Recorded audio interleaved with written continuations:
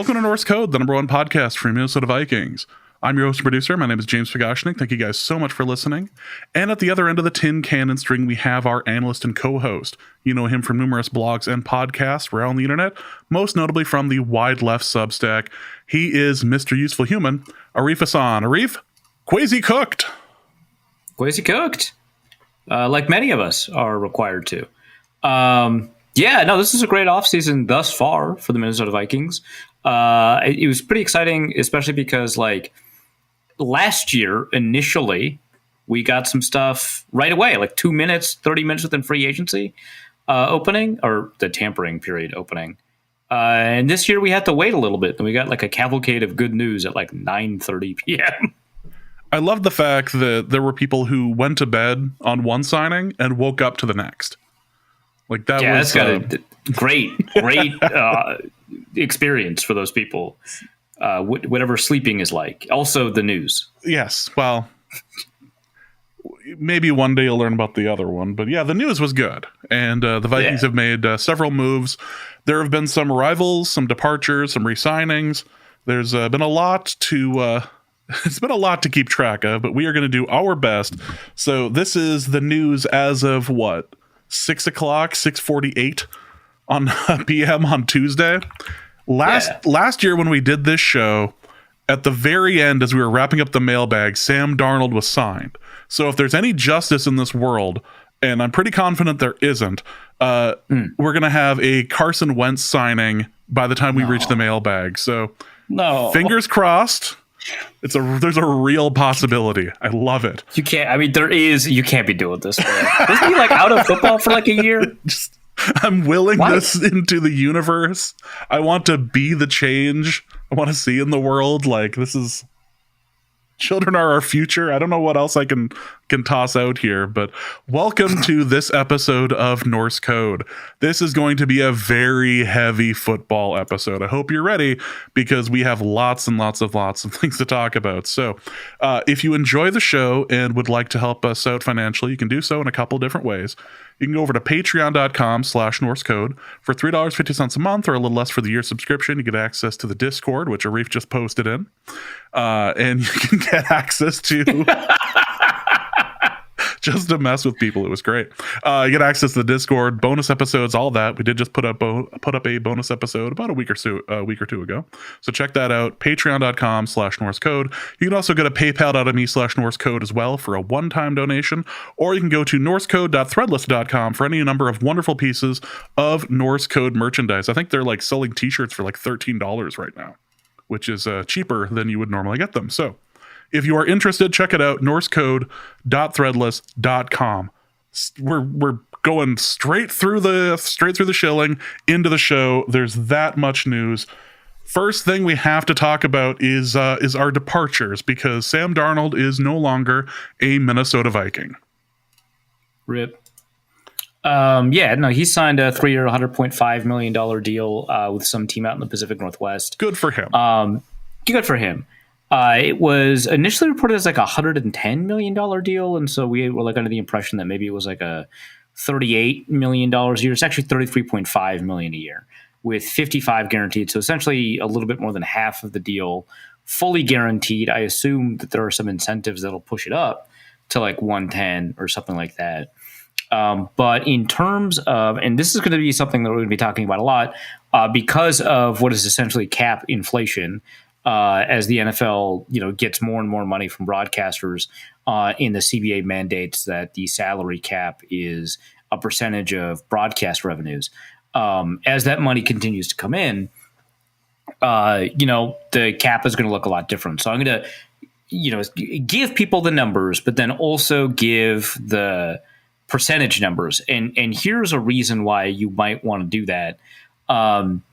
A deal signed in just, I think it's 2018, I want to say, is worth almost twice that in 2025. It is crazy how much cap inflation is. So I was looking at, for example, the Vikings did sign a center, spoiler alert for later in the episode, but I was looking at center cap signings, and in 2021, Frank Ragnow signed the top deal in the market, $13.5 million a year for the Lions, a 4-year deal in 2021, $13.5 million per year.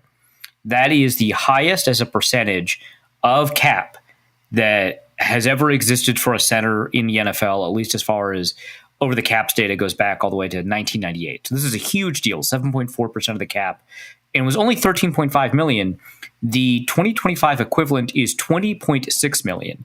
Like, it is important to understand that even 4 or 5 years ago, those deals were just not comparable to what we have now. So that's just like something that you got to keep in mind, is that all of these deals are just going to look different under these kinds of circumstances than they did even 4 years ago. So I'm actually trying to take a look at the actual year that it doubles, right? Because in 2013, a $22 million deal is worth $50 million now. So it's after 2013. This is like a fun little exercise. 2017, 27 is 45. So somewhere between 2013 and 2017, the money just doubles. And deals signed in 2020 are like 2/3 more expensive than they are now. So everything's going to be calculated as a percentage as well. So Sam Darnold's $33.5 million per year, which my understanding of the deal, the numbers aren't fully out yet. My understanding of the deal is that the third year is pretty backloaded. So the first 2 years are significantly lighter in terms of cap percentage. But it is 12%. So some people compared it to the Baker Mayfield deal last year, and structurally it looks very similar, but Baker's was actually more. It was 13.1% of the cap. And then Carr's deal in 2023 was nearly $40 million. That was at 16.7% of the cap. So Sam's deal is one of the lower ones for a starting quarterback. Not the lowest. Justin Fields' $20 million a year deal with the Jets is 7.2%. That's significantly lower. I don't know if that guarantees that he's a starter with the Jets, but that seems to be the kind of like the most likely scenario. But it is a relatively low as a percentage of the cap deal at 33.5 million. I was on a couple of podcasts for whatever team that is out in the Pacific Northwest, and they asked me like kind of what you get out of Sam Darnold. We've talked about who Sam Darnold is as a quarterback a number of times on the show. But while I think that Darnold had a more productive year than Geno Smith, we're going to talk about him later, but who's traded away. I think Geno is probably a better overall quarterback, but I think that the cap savings that you get from this deal will allow the Seahawks. Crap, I actually just said the name of the team. Will allow the Seahawks. Yeah, it was a good bit. Will allow the Seahawks to more concretely build into that offense the stuff they need to make that offense look better. Because Darnold is now throwing to like Jackson Smith and Jigba instead of Justin Jefferson. So that's going to be a little bit more difficult behind, even after you account for the fact that the offensive line was pretty bad after Christian Darrisaw went down, behind what is probably a worse offensive line. So if they kind of build around that a little bit more concretely, it'll be a good spot. But I think he'll be less productive than he was in Minnesota for a number of reasons. But I'm happy he got the bag. Yeah, good for him. You know, there was a lot of spilled ink this offseason already about how much he cost himself with the last 2 games as a Viking.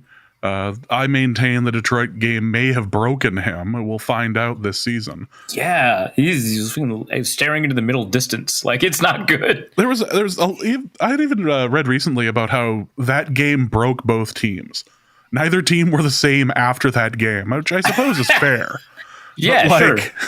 It's just I'll believe it. I hadn't considered that second element, but like, yeah, no, for sure. Yeah, that things took an interesting turn for both teams after the final season championship, or the regular season championship rather, that managed to occur on Sunday night. So there is that. But yeah, good for Darnold. He's making his money out there. This was, let's be realistic, this was likely to be the case all year. He was going to play for a contract. The Vikings have a rookie that they want to start next year. This was likely to be the case, despite all of the talking heads who discovered the Vikings halfway through the season and then discovered that Darnold was on a 1-year deal. Yeah. Surprise. Yeah, no, this was always kind of the case. I mean, like, we mentioned this a couple of times on the show before, but like, players were talking about how this was the year to get Sam Darnold paid, right? Like, very obviously that was the intention. You enter a tough situation when he plays as well as he does. And obviously, had the Vikings kind of played out and he had played at the level that he played at for most of the year in the final regular season game, and then in the playoffs, like if they'd beaten the Rams because he had played well or something, which that pressure wasn't entirely his fault. Like the sack percentage might have been his fault, but the pressure, that was a bad situation. But, if he had played well in that Rams game and maybe they'd won the Rams game and he had kind of advanced further in the playoffs, maybe end up having a discussion. But like that was kind of the default mode, and you needed to see a lot of resistance to what was the default, which is that he was going to get paid by another team. So yeah, that was always the case. Happy that it turned out generally positive. Like, yeah, he lost some money as a result of those two games, probably from a $42 million quarterback to what now looks like a $33 million quarterback. And I think his agent was surprised because I think that the reason that we had the brief 5-day window of reporting, for whatever reason, that the Vikings were going to re-sign him or were attempting to re-sign him, I think that was a product of the fact that after the NFL Combine, his agent may have learned like maybe he wasn't getting $40 million. And so they wanted to seed the idea that he was he had a larger market than he did. So that's why. But yeah, I mean, he was always going to leave. It would have taken kind of quite a lot for him to be in a position where he wasn't going to leave. And this is like, obviously, it would have been better to make 40 a year or something for him, but this is altogether like a really good situation. Like money wise, Seattle's not like a great offensive situation at the moment. No. And, they just traded away DK Metcalf and all that. And if you watch the end of the Seahawks season, and I know that you did, that you cover the NFL. I just assume that you watch. Right. No, of course. Yeah. It has nothing to do with personal preference. Things were not going well for DK Metcalf at the end of the year. It seemed like this could potentially be the last season of DK Metcalf out in Seattle. So I wasn't terribly surprised to see him leave, but him leaving and then Darnold coming in, you lost a pretty big target there. So there are going to be a few discussions about who's going to be catching the balls from him, but he's not going to have the best wide receiver in the league hauling out some of the heaves that he tosses up into the air. So we'll see. But good for him. I'm glad that Sam Darnold was able to get on with somebody, and now Seattle could be interesting for him. Let's also discuss the other member of the quarterback room, because Daniel Jones is going to Indianapolis to compete. I expect a full Rocky-style montage. Yeah. It's not great for Anthony Richardson to know that, like, at the combine, his head coach is like, oh yeah, he'll be competing for a starting job. Like, that's not a wonderful scenario to be in. But that is what it is. And Daniel Jones, I think, leaves in part. Obviously, the Vikings did make an offer. Evidently, after the Vikings made an offer, the Colts made their offer, and the Jones team took that offer back to the Vikings. The Vikings were like, wow, have fun in Indianapolis. So it sounds like they didn't want to compete with the $14 million one, which is fine. That is bridge money. That's like, it's 5% of the cap. Darnold at $10 million signed with 3.9% with Minnesota this last year. And so that's like money that you pay someone that that is not a starter, but, has the ability to challenge the starter. Like, that's where that money is. There are not a lot of quarterbacks that are at that tier. It's usually quite a lot of money, 25 million plus, 30 million plus, Darnold, right? Or rookie money and backup money, which is closer to like 3%, right? Closer to 3%. This is 5%. So this is like a genuine, a contract that signals maybe a genuine competition. I think that the default is Anthony Richardson. If they are at the same level in training camp, probably then Anthony Richardson takes it. But this is like a genuine recognition that Daniel Jones might have, the ability to compete. Kind of funny, given that he signed that $80 million contract worth $40 million a year. It was 40 with the Giants. Yeah. So yeah, a bit of a downgrade, but that's kind of where you're at. And after all my fond memories of the Daniel Jones era, I wish him the best. Just it's one of those like leave the memories alone situation. Like, dude worked. It was fun to see him on the sidelines. Yeah, that's guy. Our dreams of getting a compensatory pick being the whole reason for picking him up. There was a lot of talk. Well engineered. Well, yeah, but just didn't work out. But good for him for getting a shot. And the reporting is that he wanted to compete. He wanted to start. He didn't want to back up. Yeah. Like I imagine the Vikings offered like $10-11 million or something like that, and no chance to compete. And then he gets 14 and a chance to compete kind of hard to turn that down. Which, by the way, in the pick calculator, picking him up off of waivers gives the Vikings a 4th round pick. That's been canceled out by a signing that the Vikings have made. But what that does is it still allows the Sam Darnold signing to count. So getting Daniel Jones off of, and it depends on what the Vikings kind of do going forward in free agency. So this might not matter at all. But at the moment, getting Daniel Jones off of waivers secured the Vikings the 3rd round compensatory pick. The cap is a lie. All of this all of this is just ridiculousness. Well, there is someone that left that will be joining Daniel Jones over at the Colts.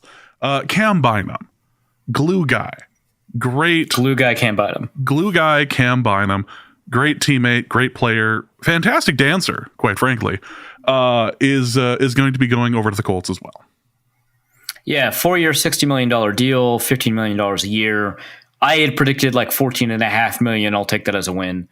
The 5.4% of the cap, it's essentially identical to the Javon Holland deal and the Talanoa Hufanga deal, which I find interesting because I like Bynum a lot, and I did not think of him as somebody who was going to command the market that Holland or Hufanga did. Now, I know that like Holland is a little bit more one-dimensional, and Hufanga is coming off of an injury and hadn't played up to the level of his like 2nd year in the NFL or anything like that. So I know like the reasons that they're not getting $20 million a year, but I was still a little bit surprised that he was basically identical to them. I think Javon Holland signed for like $100,000 more per year, so it's basically identical.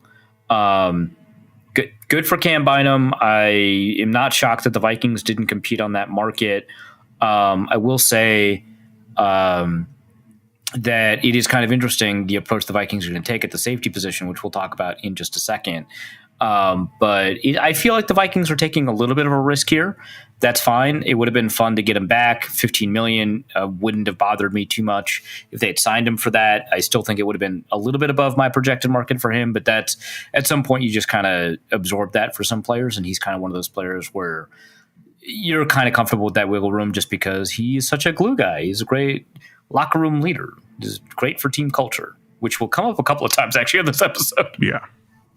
So in addition to Cam Bynum, Pat Jones is also going to be leaving.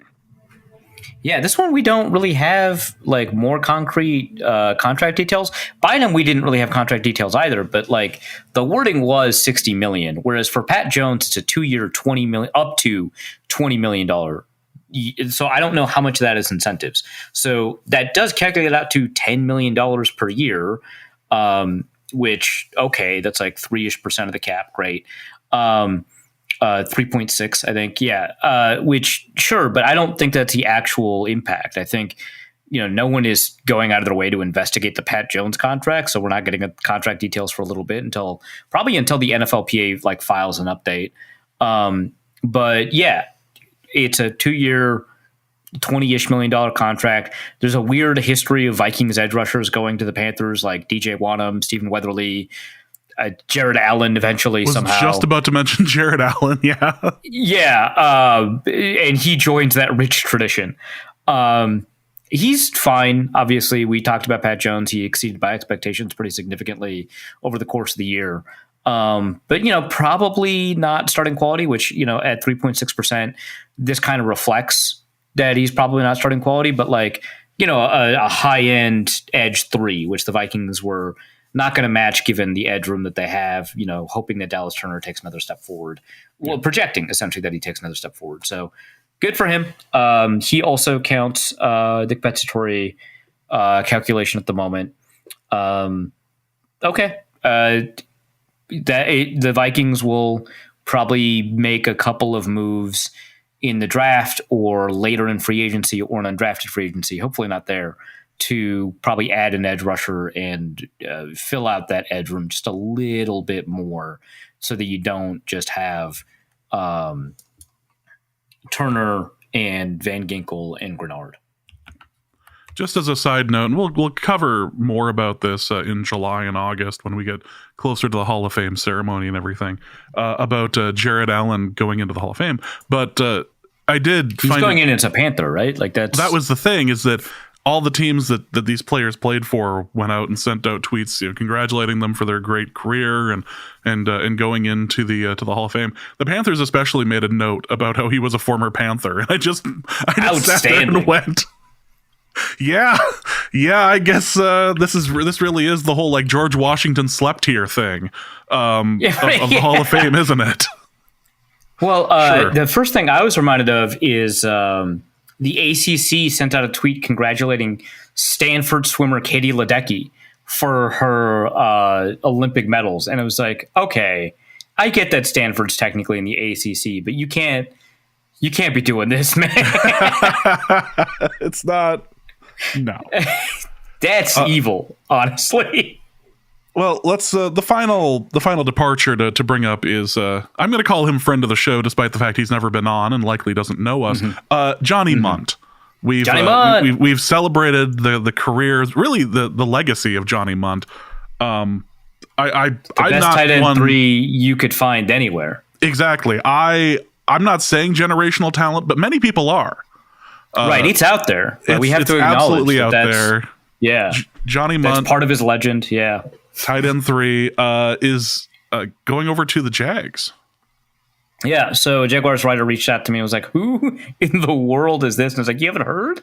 It's the best tight end 3 in the league. I thought you were good at your job, man." 2-year, $5.5 million deal, $2.75 million per year.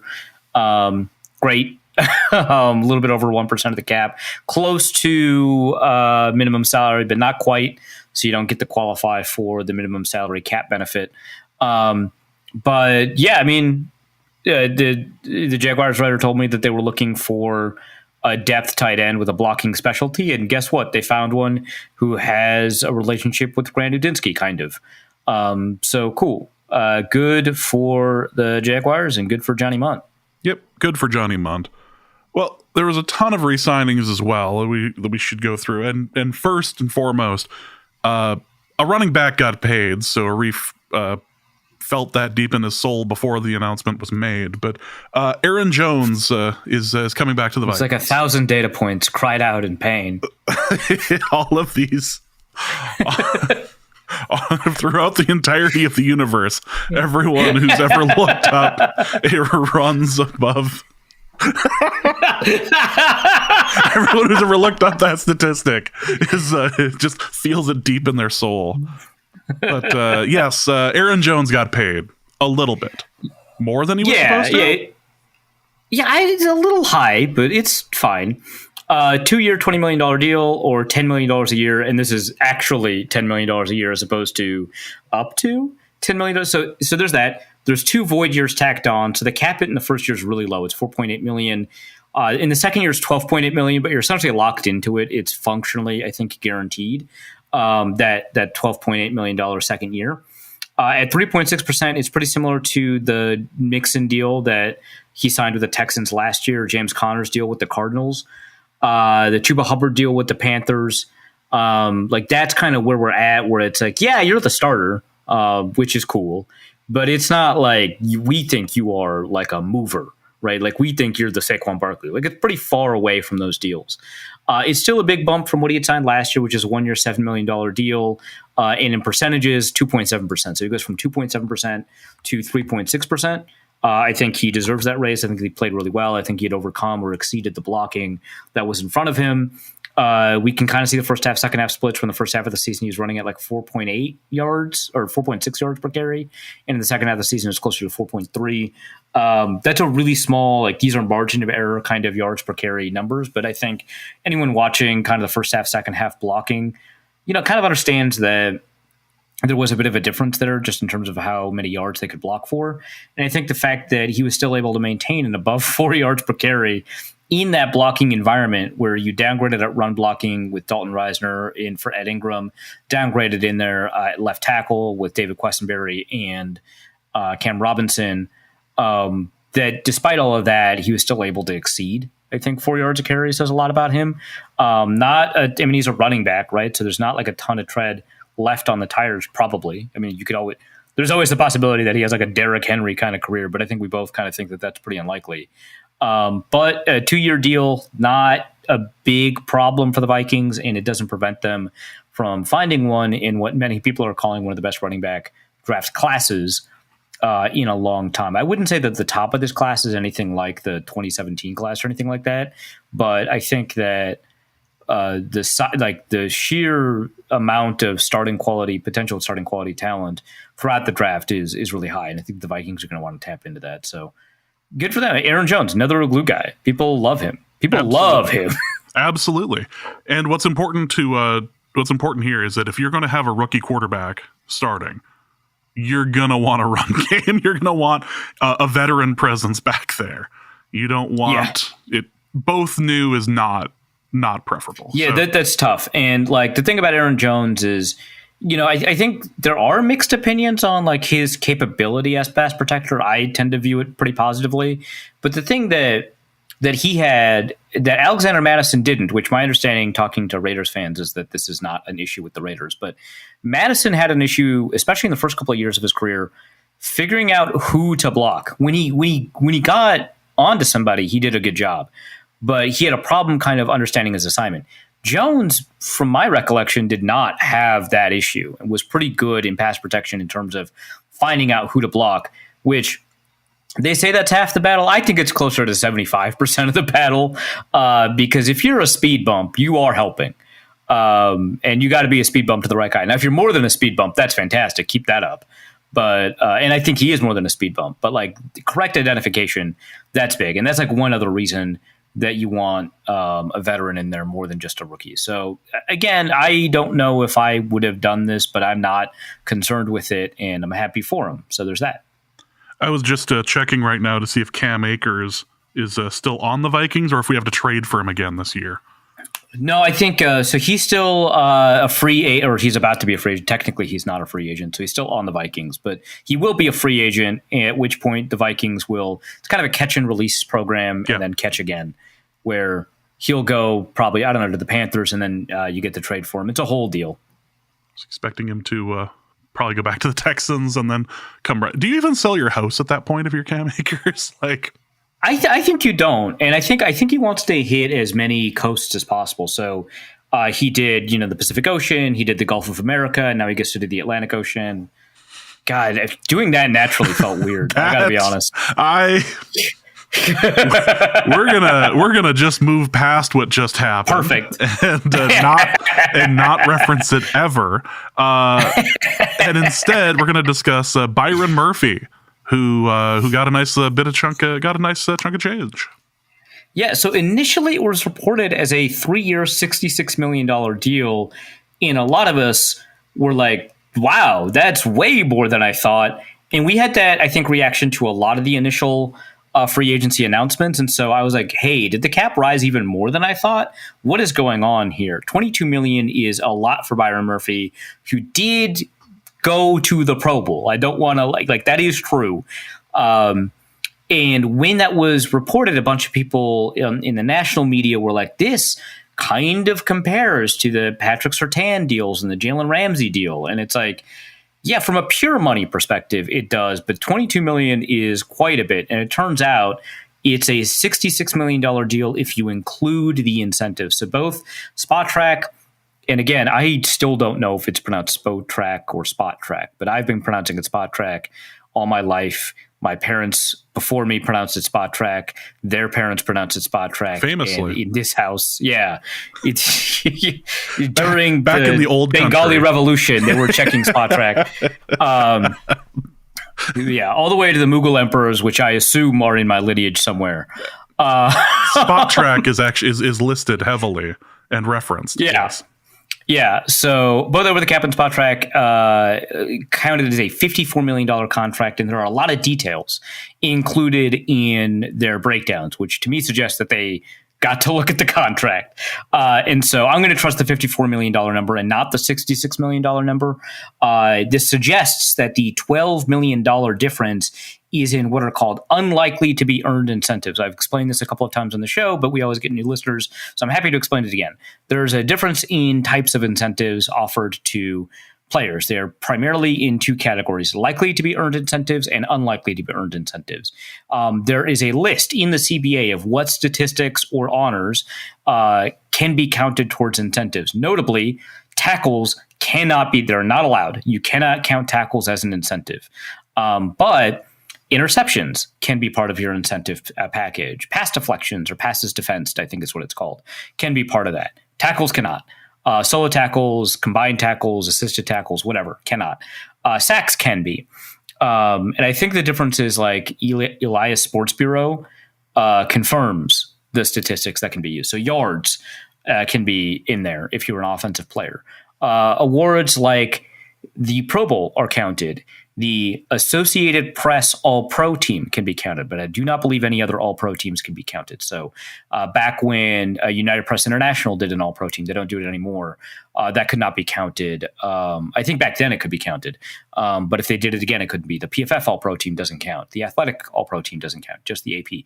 So the unlikely to be earned incentives are incentives that a player did not earn last year. A team can categorize one thing as a UTBE or an LBE incentive. I don't know why the T is in one and not the other, but fine. Actually, often it is LTBE. But either way, a team will count one as an LTBE or a UTBE, and a player can contest that. So very often a team might do a favor to a player that had just had an injured season where, maybe the incentive is 3,000 receiving yards. Okay, that's a little bit aggressive. 1,000 receiving yards. And in the prior couple of years, that player had earned at least 1,000 receiving yards, but was injured all year and didn't get any receiving yards. A team can categorize that as a likely to be earned incentive, so they can kind of, account for it in the cap and, pay it out to the player earlier rather than later. But the player has to hit the mark to make that money. A UTB incentive does not count against the cap. So for Byron Murphy, it might be 8 interceptions instead of 6 or whatever, or it could be all pro recognition instead of just Pro Bowl recognition. Those things can be part of the incentive package and would be a UTB incentive. So a Pro Bowl incentive would count against the cap this year because he did make the Pro Bowl. An All-Pro incentive would not, and so would not count against the cap. So he has. So it's a 3-year, $54 million deal, and that's $18 million per year. What's really interesting about this contract structure is that there's 3 void years tacked on, which is interesting because the void years really only have an impact for signing bonuses up to 5 years. You can only spread out a signing bonus's cap hit 5 years long, or the life of the contract, whichever happens like first, right? So there's a third void year that has no impact on the contract, which to me suggests that they will convert some of his salary next year into a signing bonus. And the reason that they don't do that now is obviously cash flow, cap structure stuff, that kind of thing. So I think that next year they'll probably convert some of his salary. He has like a $20+ million cap hit next year, some of his salary into a signing bonus, which operates as an additional guarantee. So that's a lot of math. Don't worry about it. The Vikings will have this guy for at least 3 years. And I'm guessing 4 based off of that. His cap hit next year is $20.9 million. He has He actually already has $15 million in guaranteed salary. It's fully guaranteed next year. So I wonder if they'll kick some of the 2027 money down into 2026, convert into signing bonus, whatever. You'll be able to lower his cap hit by using the 2030 year. What's really interesting about this, though, is if they redo his contract and change the void year. So he has a 2030 void year. If they change the void year into 2029, he will no longer count as a compensatory free agent.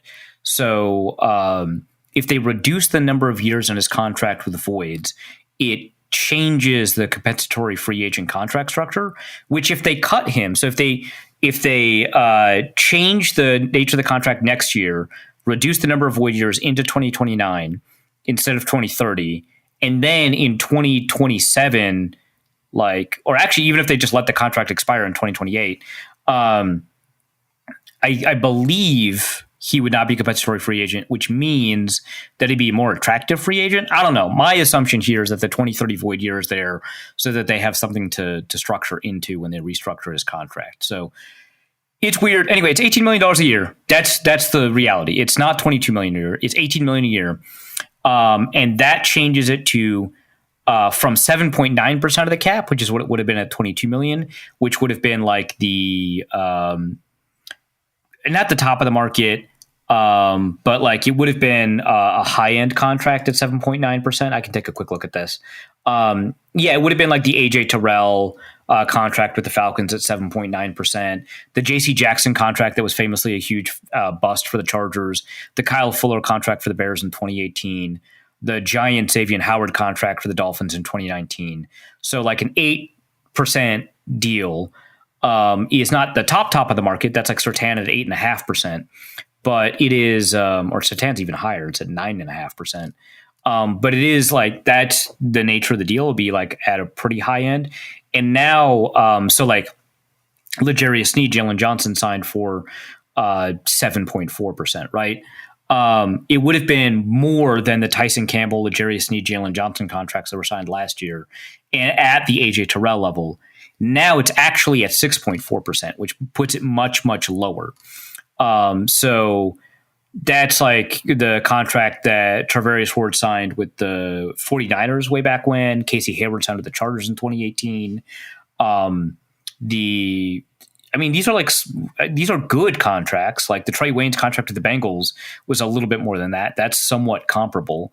But like the Joe Hayden contract with the Browns in 2010, the Chris Harris contract with the Broncos in 2019, like good, not great contracts, like just in terms of the impact that it has on the cap, the percentage of the cap that's being allocated to the player.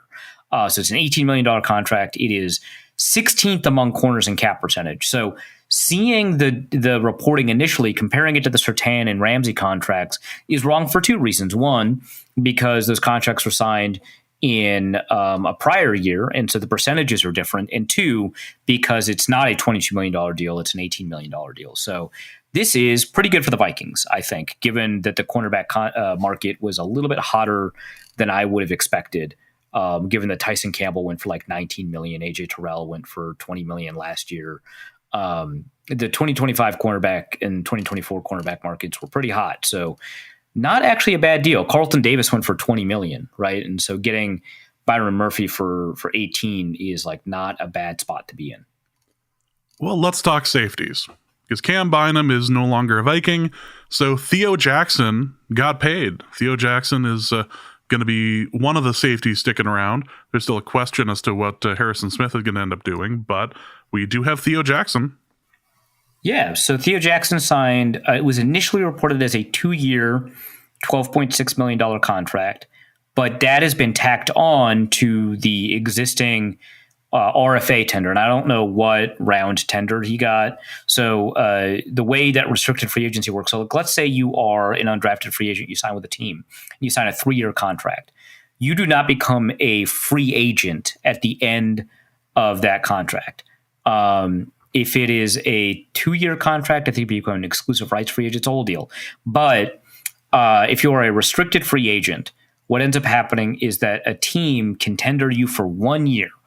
It's not quite like the franchise tag, but it's a similar mechanism here, where if they tender you at a first round grade, right, you get like $6 million this year, I think is the first round RFA tender. And what that means is a team can trade for that contract if they offer you a first round pick. You can do the second round tender, which I believe is $5 million this year, or you can do the original round tender. So an original round tender is supposed to tender them at their original, like if they were a third or fourth or fifth round pick or an undrafted free agent, and that's a little bit less money. And I don't know how the trading system works there. I think that you can't if it's an undrafted free agent. Either way, the Vikings tacked on 2 years to that. So it's a 3-year contract, according to Andrew Kramer. We still don't have the full details on it to corroborate it, but this lands it at about 2.2%. So this is where low-end starters have kind of lived, around 2%. So Elijah Molden signed with the Chargers this year at around 2%. Eric Murray did this year at 2%. Back when Anthony Harris signed with the Eagles, that was like close to 2%. When Bernard Pollard, at the end of his career signed with the Titans, that was like at 2%. So this is starter-ish money, but it is not like definitely a starter money. And, if the Vikings happen to draft a first-round safety this year, or if Harrison Smith comes back and they want Josh Metellus to be the 2 safety guy, right?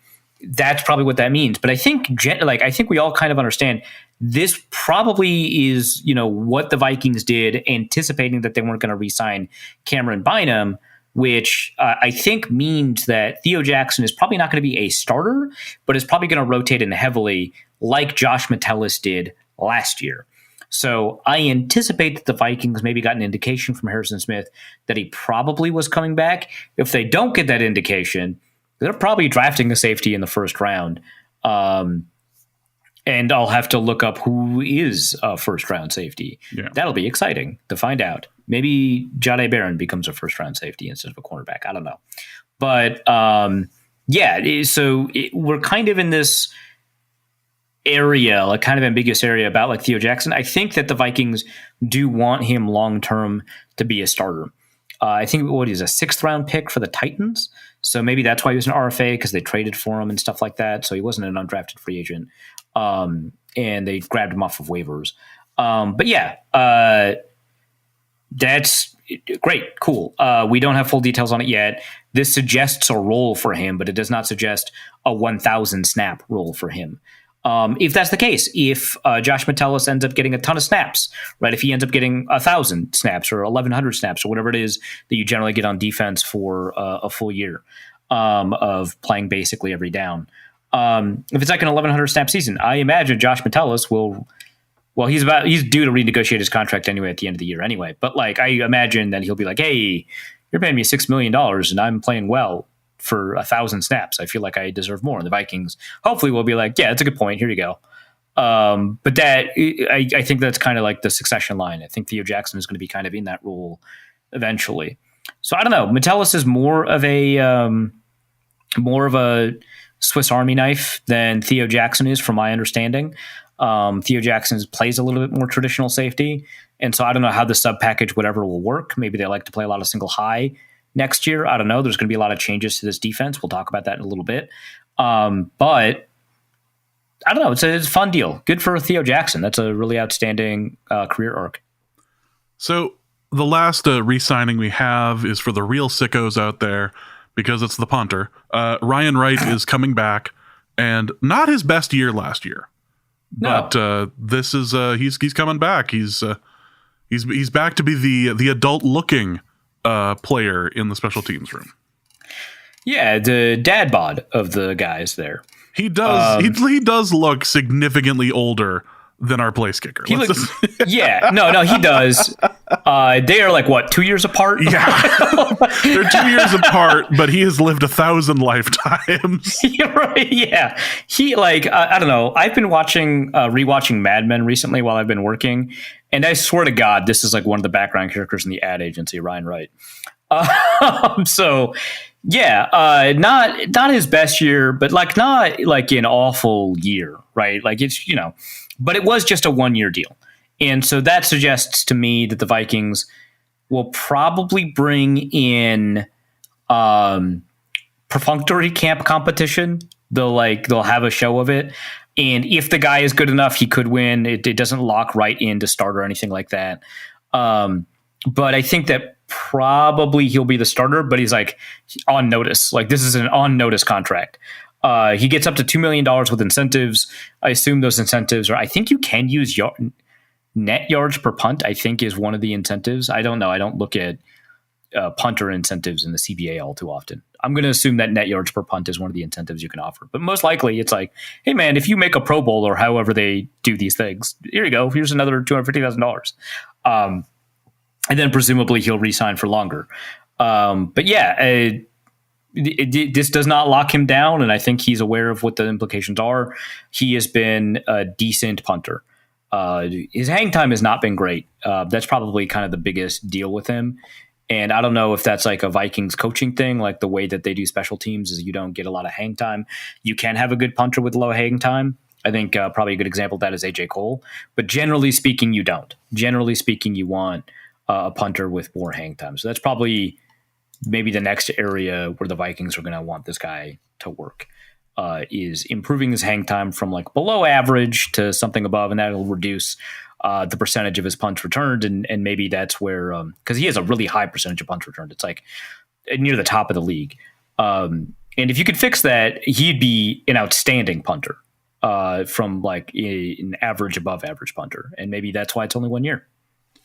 Seems like the sort of time that we bring in Justice for a 20 to 30 minute breakdown on special teams and kick coverage and why he's not successful. He is, he's a full blown sicko. Watching Pro Bowl punts is a disease. He was watching preseason punts. That's rough, buddy. That is a sickness. And I don't have sympathy for him. I'm glad that he is broken, but yeah, we must point out that he is broken. Yes, that is absolutely what we need to do. All right, so all of them are resigning. Let's talk arrivals, because things on the defense, and really the term is in the trenches, is the term where it's been coined. This is a good year for free agents and coming to Minnesota. Jonathan Allen is the first one that we're going to talk about from Washington. Yeah, really great. So, like, the Vikings are apparently in trade talks with the Commanders. This is not me. If you've never heard this report, maybe I was wrong. I'm not sourcing it independently, so I'm not saying that. I seem to have remember seeing a report that the Vikings were in trade talks. Obviously, that didn't happen, right? And the Commanders weren't able to get anyone to bite on that. And so they cut Jonathan Allen, which was the expected move. The Vikings swooped in, which means that Allen, who was cut, does not count. I think that's for a free agent calculation. Whatever. Let's move past that. 3-year, $51 million deal, or $17 million a year. So in 2021, which, mind you, the 2021 ragged out contract for $13 million is now a $20 million contract in 2025. So in 2021, he signed an $18 million a year deal with the Commanders. He signed a $17 million deal this year. So we already know that this is significantly much smaller for him in terms of what he can command in the market, or he just loved the Vikings that much. I don't know. There's a mailbag question about how the Vikings seemingly are successful in free agency. I'll talk about that part then. But this is 6.1% of the cap, or like Dalvin Tomlinson's deal with the Browns, or a couple years ago when Fletcher Cox re-signed with the Eagles. So it's still sizable, right? But it is not like the deal that he signed, a number of years ago.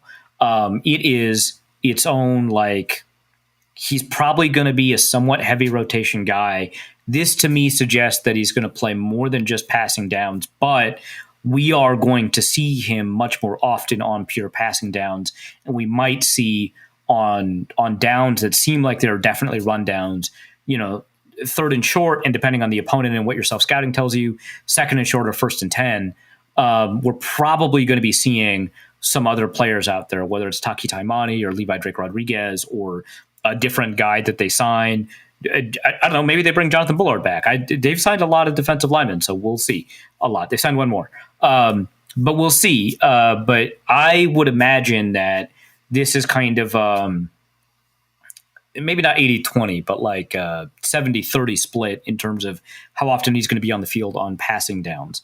So that to me makes the most sense because he is as good of a pass rusher from what I'm seeing, as good of a pass rusher as he's always been, but his run blocking isn't, or run stuffing and run defense isn't what it had been when he had signed that deal in 2021. And so he is on the back end of his career. You don't want to give him 1,000 snaps in a season. Not that you would at a defensive lineman anyway, unless it's like Aaron Donald, but like you don't want to give him like the gamut of snaps, like the 750 snaps you might give to a high-end starter. You want to put him closer to 600 and have more of them be passing down snaps. And so I think the Vikings are going to be heavy rotation on their defensive line, and I think this is going to be a big part of it. This is one where it's like, hey, this guy's pretty good at the one thing and not as good at some of the other stuff.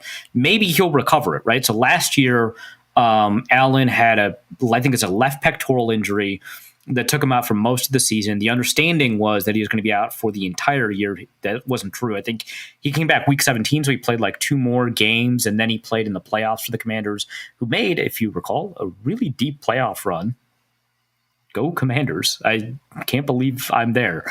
I mean, I like the Commanders more than anybody else that they played, so I was always cheering for them in the playoffs. But he was there. He was playing, a heavy rotation of snaps, so he came back pretty early. Or earlier than people expected, and then played a lot in those games. His performance did not seem all that different from his 2023 performance or before the injury's 2024 performance. So I don't think any drop-off in his play is a product of that injury, but I think that also probably impacted his age, plus that injury probably impacted his market, which Kwesi loves deals, man, and guys with low sample sizes of snap counts or coming off of injuries are deals. Those are deals. This is not a Marcus Davenport situation where he was just always hurt, but like those have the same philosophy. I think getting Jonathan Allen, getting Marcus Davenport, like I think those are similar philosophies where it's like, hey, if he's healthy, we're in a really good spot. And Allen has had a longer history of being healthy than Davenport, so I like it. It's exciting. Just I don't want people to think you're getting the 2021 Jonathan Allen. You are getting an older and somewhat less effective Jonathan Allen, but this is a huge upgrade along the interior. Yeah. This was one of the major areas of need for the Vikings. We needed rush. We needed somebody to be able to get in. Yeah, an interior pass rush for sure. Yep. Let's go to the next one. Javon Hargrave is going to be a Viking. Yeah, so we don't, as of this recording, or as of an hour before we started recording, I haven't been Googling the whole show or anything. We don't have any contract details for him, so we'll see if it's like a good deal, but like he's old, so probably it's a good deal. Lot of veterans is the best way to put it. A lot of 30-plusers. The Vikings, I believe, were the oldest team in the league last year. I think, in fact, I think one of the questions that we got, or one of the tweets that I received, was like, "Hey, the Vikings had last year the oldest team when you weight it for snaps in the league last year. Certainly out of all the playoff teams. I don't know if it was like fully the oldest in the league, but I believe it was. And you're like, well, some of that is like Shaq Griffin and Stephon Gilmore, whatever. And it's like, then they bring in Jonathan Allen and Javon Hargrave, and it's like, okay, yeah, they're just going to be old, I guess. Like going from Sam Bradford to JJ McCarthy has now been offset by just adding like Jonathan Allen, Javon Hargrave. Yeah, so we don't know what that is yet. Hargrave was I believe hurt for almost all of last year. I'm going to take a look and see how many games he played, but I think it was 4 games last year. And so this is another instance where you have an older player. He's 32, coming off of an injury. Yeah, he played 3 games last year. One of them was against the Vikings. But, he'd been playing well in San Francisco in 2023. He played really well in Philadelphia. He played outstandingly in Pittsburgh before that. But yeah, it'll be kind of curious to see what happens here. I think there's actually more upside for Javon Hargrave, despite being, I think he's a little bit older than Jonathan Allen. I'll take a look at that right now. See, Jonathan Allen, yeah, he is a bit older than Jonathan Allen, but I think there might be more upside with Hargrave just because we haven't seen signs of his decline yet, whereas we have probably with Allen. Again, you always want to kind of be careful with being definitive about a player. But yeah, Hargrave is like one of those players that I feel like has played a lot better than his career accolades would suggest, because he's made like 2 Pro Bowls in his career, which is a crime. He's been a really, really outstanding interior defensive lineman. His final 2 years at the Steelers, his final year with the Eagles, like he's been really, really outstanding. Now with the Eagles, what helped was that he was in a very heavy defensive line rotation, famously an Eagles thing, right, where they just rotate their defensive linemen all the time. And that Eagles team had like 6 players with 10 plus sacks or something crazy like that. They led the league in sacks that year, right? And Hargrave was part of that. He had 11 sacks, his career high. In 2023, though, he had 7.5 sacks, right? So, and when you kind of move away from like big picture stats like sacks and go into kind of stuff like pass rush win rate or whatever, he was still pretty good in 2023. And so I'm excited about this, but we do have to be cognizant of the fact that like, he is injured, or he was injured. He is an older player. We'll kind of see. Okay, partially tore his right triceps in the game against the Rams, and so he got surgery for that. So we'll see kind of what impact that has. From my understanding, he hasn't been a particularly injury-prone player, and I've made my thoughts clear that we tend to overvalue or over leverage for injury proneness. Players tend not to be as quote unquote injury prone as the number of injuries that they actually have. Like that's just like not a thing. And so if you're injured, you tend not to be like persistently injured. We've seen a bunch of players who were injury prone suddenly become not injury prone. And I think that's kind of like the deal. So that's something to kind of keep in mind. But yeah, I like the signing a lot. I think even though he's older, I think there's the possibility that he'll maybe do a little bit more for the Vikings, and he could be more of an every down player. So he might be the one next to Harrison Phillips next year. Again, he's not like an outstanding run defender or anything like that. Maybe they'll 2-gap him a little bit more where he seemed to be a little bit more comfortable, because in Philadelphia, he was a 1-gap player and he wasn't doing great against the run. In Pittsburgh, he was a 2-gap player. And he was doing a little bit better against the run. I don't know if that's maybe a supporting cast thing. Pittsburgh was like surrounding with players like Stephon Tuitt, right, and Cameron Hayward. So that might be part of it. But I think that we'll probably see a couple more snaps from him because he was playing a bunch of snaps for San Francisco in 2023. And like a somewhat heavy amount of snaps for a rotational guy for the Eagles. So we'll see. Maybe he's the rundown guy. It wouldn't shock me if we got to see a little bit more of Ty Monty or Levi Drake Rodriguez in those scenarios. But I like it. Looks like the Chiefs are now signing Robert Tonyan from us. Oh, big Bobby Tonyan. Yep. Great. That tight end room is looking a little empty. Let's talk about the center, because this has real implications for the season moving forward here, because we currently have someone. Ryan Kelly is coming in from the Colts as well. Yeah, so I'm going to want to link the Brandon Thorne. So Brandon Thorne basically put out a scouting report on every offensive line meeting free agency, which is outstanding. Thank you, Brandon Thorne. He does the Trench Warfare Substack, and he's worked directly with offensive and defensive linemen, like NFL offensive linemen and defensive linemen. I kind of trust what he's talking about when he's talking about offensive and defensive line play. And he put out a little blurb on Ryan Kelly and I'll link to it in the Substack, where he argued that Ryan Kelly is at the end of his career, which like makes sense, right? He is. And there was some understanding that he might be a candidate to retire. And obviously he didn't, but that was like maybe a consideration. And as a pure power guy, he had maybe similar to Jonathan Allen, maybe lost a little bit of the juice that he had early in his career. He is going to be 32 by the time the season starts. But athletically seems to move well, still. And so regardless, if you got, like, he did get hurt last year. If you got his non-injury play from the Colts last year, even like he'd returned. So like, and he didn't play poorly after his return. But if you got like a healthy season of play from him, it would be, and it replicated what he did last year when healthy. It would be a significant upgrade over what you got from Garrett Bradbury, is kind of the belief. Now, unfortunately, his Wikipedia page does not have his injury history, so we'll take a look at that. But yeah, what? Sorry, the Google, like, people also ask, what has happened to Ryan Kelly? Always a good sign. Always a good sign about a new member of the Vikings.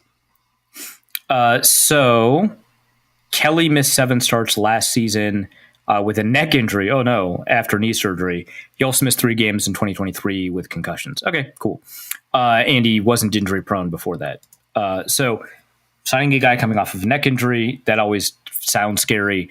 And again, that might have kind of moved forward the concerns about his injury history and might have like produced the retirement talk. But either way, I like it a lot. And what Thorne indicated is that Kelly seems to have been responsible, especially with like Anthony Richardson there, for a lot of the protection calls. And so he's very familiar with the protections and might be able to kind of bring a young quarterback forward in that part of his game. Now, I don't know if Harbaugh had McCarthy do protections at Michigan. Certainly that was an element of what he had his guys do in San Francisco. But you know, it's always kind of difficult to pick up protections for a rookie quarterback. They become like remarkably difficult to figure out. So having someone kind of shepherd them along, that might be good. Having a veteran there to kind of understand those things. And like, it seems like this might lead to Garrett Bradbury being traded. I just saw something on Twitter saying that the Vikings are attempting to trade him. That's not a report. That's like a, we think that the Vikings would attempt to trade him, more of a thing, that would shock me. But that is the thing that Bradbury brings to the table, is that he's remarkably heady. And so that is what you're losing if you get rid of him. Bringing in someone like Ryan Kelly kind of, resolves that issue. So that's really nice that you have that. But we saw a little bit of steam that like maybe Ryan Kelly won't play center. Maybe he'll play guard. That doesn't make sense to me. I don't think that'll happen. I also saw some steam that maybe they'll kick Garrett Bradbury out to guard. That doesn't make sense to me. I don't think that'll happen. Who would you rather have, Blake Brandel or Garrett Bradbury at guard? I would rather have Blake Brandel. Obviously, they signed Will Fries too, so like you don't need 2 guards. You only need the one, and I don't even know if you need it. It wouldn't shock me if the Vikings rolled into the season with Blake Brandel at left guard. So, yeah, I think that this is the end of the Garrett Bradbury era. Vikings fans have been wanting it for a long time. Luke Braun has been pointing out that Garrett Bradbury never played as badly as his detractor said, which in many cases is kind of true. But I think that the Vikings have made a pretty strong statement that they're kind of done trying to figure out a way to get Garrett Bradbury working in a fully complete way for the offense. Also might signal that the Vikings are done with pure wide zone stuff, which they've done a lot less wide zone over the past 2 years. So like they already signaled that, but like Bradbury probably only worked in that kind of system, and Kelly can do a lot more schematically as a run blocker than Bradbury. So it's like they're not going to go back to try and capture some of the elements that made that kind of run blocking effective for them. They're getting a little bit bigger everywhere. Well, you mentioned his name, and he was on the short list for Vikings fans for an attempted pickup. But the Vikings were able to pick up a guard. They were able to pick up Will Fries. Yeah, this one's interesting to me because I am not like 100% confident of the reason the Vikings fans had him at the top of the list, except he was near the top of the PFF free agency rankings, which I think like probably moved a lot of people's perceptions way more than we give it credit for. This is not me criticizing the signing. I like the signing, but I think people were like way too hype about this, and now they're extremely hype about it. And it's like he played like 250-ish snaps last year, and then he got hurt, and that was his good year. Like he did not play well when he finally had an 1,100 snap season, and he played even worse in 2022 when he started before he got hurt in 2022. So I want to caution that this is not like a top 10 guard or anything like that, which seems to be the way that the Vikings fan base was treating him. and his injury was like an issue, right? So he had a fractured right tibia in week 5. He was an upgrade when he took over as a starter in 2022, but like he wasn't that good until last year, and that was in a 4-ish, 5-ish game sample. So I want to be careful about this, but he did look good, right? So 6.3% of the cap. So he signed a 5-year, $88 million deal. We don't have details yet. And as you can tell from the way that I had to talk about the Byron Murphy contract, having details matter. I also didn't mention the Ryan Kelly contract, by the way, $18 million for 2 years, so $9 million a year. We don't have details on that yet. But Will Fries, no details yet, signed for what seems to be $17.6 million a year. At 6.3% of the contract, that does seem sort of high. So that is not quite as high, but somewhat comparable to the Quinn Miners contract last year or the Graham Glasgow contract from a few years ago. And those are the right guard comps. At left guard, the comps would probably be like the crazy deal that the Packers just signed with Aaron Banks, who is like actually bad and not like a small sample good. Or like the deal that Jonah Jackson signed with the Rams, the Bears just traded for. So it's not up to the level of some of the bigger deals like Ben Bredesen or Landon Dickerson or Chris Lindstrom or whatever. It's 16th among non-rookie active guards, which still feels kind of high for him. He did play well last year, but it was a very small sample. And it feels like the Vikings have been chasing that a little bit, where there's been a lot of players that fit a particular mold and the next signing we'll talk about it, but like Isaiah Rodgers, but Isaiah Rodgers, Will Fries, Theo Jackson, to some extent, JJ McCarthy, who looked like really good in the preseason game that he played in. Like a lot of the guys that the Vikings are bringing in seem to be guys that like flashed in a small sample size. And then you've got other guys that are risks in different ways, where like Ryan Kelly, Javon Hargrave, Jonathan Allen are all very old. We don't know what the cliff is. They all have injury histories, very recent injury histories, and we don't know kind of what the long-term impact of those injury histories are, right? And so those risks, provide good deals, and maybe, you're kind of, moving the percentages in your favor. You're getting good odds against the house or whatever. But a good example is like if you've got a model that beats Vegas, the spread 54% of the time, you are one of the better gamblers, right? Like you're in a really good spot if your model can calculate against the spread 54% of the time, and because profitability, you have to do it over 52.5% of the time, essentially. 54% is very good, but that does mean you're like wrong 46% of the time, right? And if the Vikings have moved their edge a couple of percentage points, yeah, they should act on it. That's good on these risky bets, I mean. But you're still going to lose a good chunk of them, like 40% of them. So I am a little bit concerned that they don't, unless it's like a Jonathan Renard, they don't seem to sign, who was kind of like, I'm not going to say a one-year wonder, but was kind of a late bloomer. They're not signing guys that have been like consistently good, which admittedly is more expensive. Except for maybe Byron Murphy, right? Like the re-signings, right? But Will Fries is a really good example, maybe the quintessential example of that. But still, it's a pretty decent deal. I still want the details to come out and kind of get us a better context for, what the Vikings signed. And I'm going to take a look at also the Will Fries, Brandon Thorne write-up, because I'm sure that he's got, here he is. He tweeted it out too. So his write-up is, first of all, you should subscribe to his Substack. Before the injury, Fries had morphed into one of the most underrated starting right guards in the NFL. He says over the last couple of seasons. So he says that, Brandon Thorne seems to be under the impression that Fries played pretty well. I say seems to be under the impression. I trust him. He's under the impression that Fries played pretty well in 2023 and 2022. He relies on refined technique, good play strength, and elite finishing skills that stand out even on a line featuring an all-time great finisher in Quentin Nelson. Assuming a clean bill of health, Fries is good enough to be the second or third best starter on a unit. His competitive toughness will set the tone for a room. Fries would, in this case, if he's playing as well as Brandon Thorne suggests, so this is much better than his PFF grades from 24 or 23, or 23 and 22. seems to he would be behind Christian Darrisaw and Brian O'Neill in terms of overall quality, and he gets to play next to Ryan Kelly. That's a good spot to be in. So if we trust Brandon Thorne's evaluation, which is a pretty good reason to, maybe I'm underrating this deal, but I am a little bit suspicious. So a lot of perspectives to take into account here. If it is a $17.6 million deal, we know that Fry's had a pretty active market. I know that the Seahawks were in play for him. I know that another team was definitely in play for him. He had a pretty active market. So it wouldn't shock me if he was, fielding offers over $15 million from multiple teams. Well, you mentioned him already, so let's talk about Isaiah Rodgers. Yeah, 2-year, $11 million, $5.5 million a year.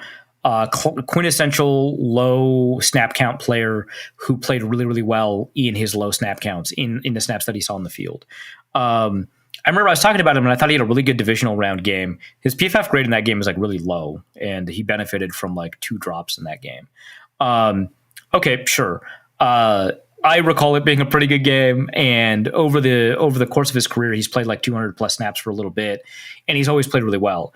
And it's really difficult to like knock him for not being able to get past, like a couple years ago, Darius Slay and James Bradbury, or this year, Quinyon Mitchell and Cooper DeSheen, right? Like it's not really a suggestion that he's really untalented, that he didn't get on the field, but it is important to know that he was always a backup, right? And so we know that his ceiling in terms of what his play had been was not up to the level of Quinyon Mitchell, who had a good season, right? So, I don't want to like say, yeah, this guy was worse than Quinyon Mitchell. What are we doing? But like, we just don't know what his level of talent is, and the small sample is only going to tell us so much directionally. The Vikings didn't pay a lot for him. They paid him like $5.5 million a year, right? And so it is kind of the Shaq Griffin of this year. It's not Shaq Griffin signed for like, I think 1.7% of the cap. So it's not 1-to-1, but 2% of the cap. Like it's not a huge difference. And so this is kind of a player where I think probably the Vikings don't want to rely on him to definitely be the starter. But if the draft goes sideways and there's not a cornerback that they can draft at 24, or if they trade down in the draft at like 32 or whatever, if the draft goes sideways and there's no corners, they have a plan, right? And that plan would be Byron Murphy, Isaiah Rodgers, and Mekhi Blackmon. But I would hope that, as the offseason progresses, they add a couple more bodies to have like a genuine competition here. But I like the signing. This is like one of those risks where it's like you're only committing 2% of your cap to this guy. This is one of those risks that I really like, because like finding young guys who don't have a hot market but have played really, really well when they have played is actually really difficult. And I think that this is a really good example of like a pretty smart signing. Well, 2 more real quick. We have offensive tackle Leroy Watson and really all-time free agent name guy Bubba Bolden. Bubba Bolden, Bubba Bolden was a UFL guy, played really well in the UFL. That's how he got onto the Vikings. He's never played in the NFL, but I always like grabbing one of the top guys from a spring league and seeing if he can play. I don't know anything about Leroy Watson, so good job getting tackle. Great. Yeah. That's my take. But really, Bubba Bolden. Bubba Bolden. Love Who's it. that? By the way, I don't know if I mentioned his position. He's a safety. Yes. So good for Bubba Bolden. I look forward to that being the new Case Cookus. You see, he got signed. Case is going back to the spring league. Yeah, he's going to the Birmingham Stallions, which is interesting because the Stallions have every quarterback. Yes. It is important for us to divert here. Hold on. When Case Cookus comes up, you have to pay attention. Yeah, so let's take a quick look at that quarterback room right now. So, by the way, did we mention on the last show that he was a coach? I think it was either the last show or the show before. We have mentioned before that he was doing some collegiate work as a coach, and that assistant quarterbacks coach. Yeah, so, at like a Division III school, Division II. Still trying to reach out to Mr. Cookus, but not responding. So Matt Corral, who did like win the league last year as the starting quarterback, Jamar Smith, who did play a decent amount last year, and Case Cookus. Those are the Birmingham Stallions quarterbacks. They also have Larry Roundtree at running back, which is just like CJ Marable. This team, they have Kenny Robinson at safety. This team is crazy good. I know, again, I'm talking about like these guys that many of us have not heard of. I have Matt Farniok, Christian DeLaro, Jaron Jones at tackle. Like this is like a crazy team. Jay Sternberger at tight end, Amari Rogers, Davion Davis, former Viking, Deion Kane, former Viking, just a Benjamin Victor, former Ohio State. Just a crazy offense here. Birmingham Stallions are going to win again, and this time, DeMarquise Gates, former Viking and also former AAF All-Star, DeMarquise Gates at linebacker. Tay Crowder, dang, yeah, they're going to win again. The UFL is broken, and Absolutely. The Birmingham Stallions broke it. So, Yep. we're gonna Rashad Wildgoose at cornerback. Jesus, Shaheem Carter, what in the world? Now listen, folks. If I realize we're encouraging you to root for the prior year's champion, but you gotta understand. Case Cookus. Yeah, you have to support the Cookus where you can. Well, we've talked about all that. Let's do some around the league stuff and some additional moves that might make sense. The Bears are attempting to rebuild their team in the offseason again. And let's award them the April Lombardi. They have done what used to be the job of the Washington Slurs, where they just, like, every year they just built up their team in free agency. This year they have gone all out. Yeah, I think they've won 3 consecutive off seasons, right? So in 2023, they won the off season by signing like the 2 linebackers, right? Plus like a bunch of other people, right? 2024, they won the off season because Caleb Williams, and they had a pretty decent like free agency. They were able to bring back Jalen Johnson, but they won the off season again. Really like the Chiefs tried a 3-peat this year. We know how difficult 3-peats are.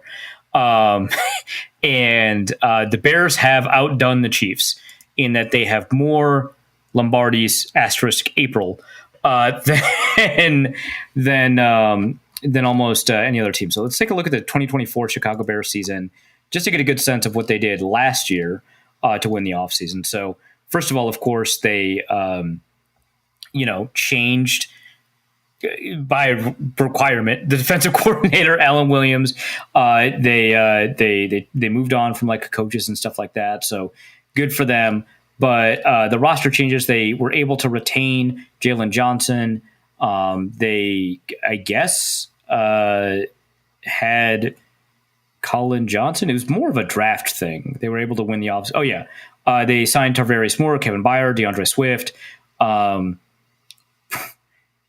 Coleman Shelton, Dante Pettis, Byron Cap. But then they also traded for like Keenan Allen, and they had DJ Moore from the previous season, right? And so then they get Caleb Williams. So they did a great job. Darrell Taylor, also Ryan Bates. Good job. And then in 2023, they had like an all-time free agency, right? So let's see where if we can find the 20. Oh, they don't have like the offseason thing here. Oh, come on, Wikipedia. But in 2023, they had just an outstanding. They got Tremaine Edmonds. They got TJ Edwards. They added all kinds of players and won the 2023 offseason.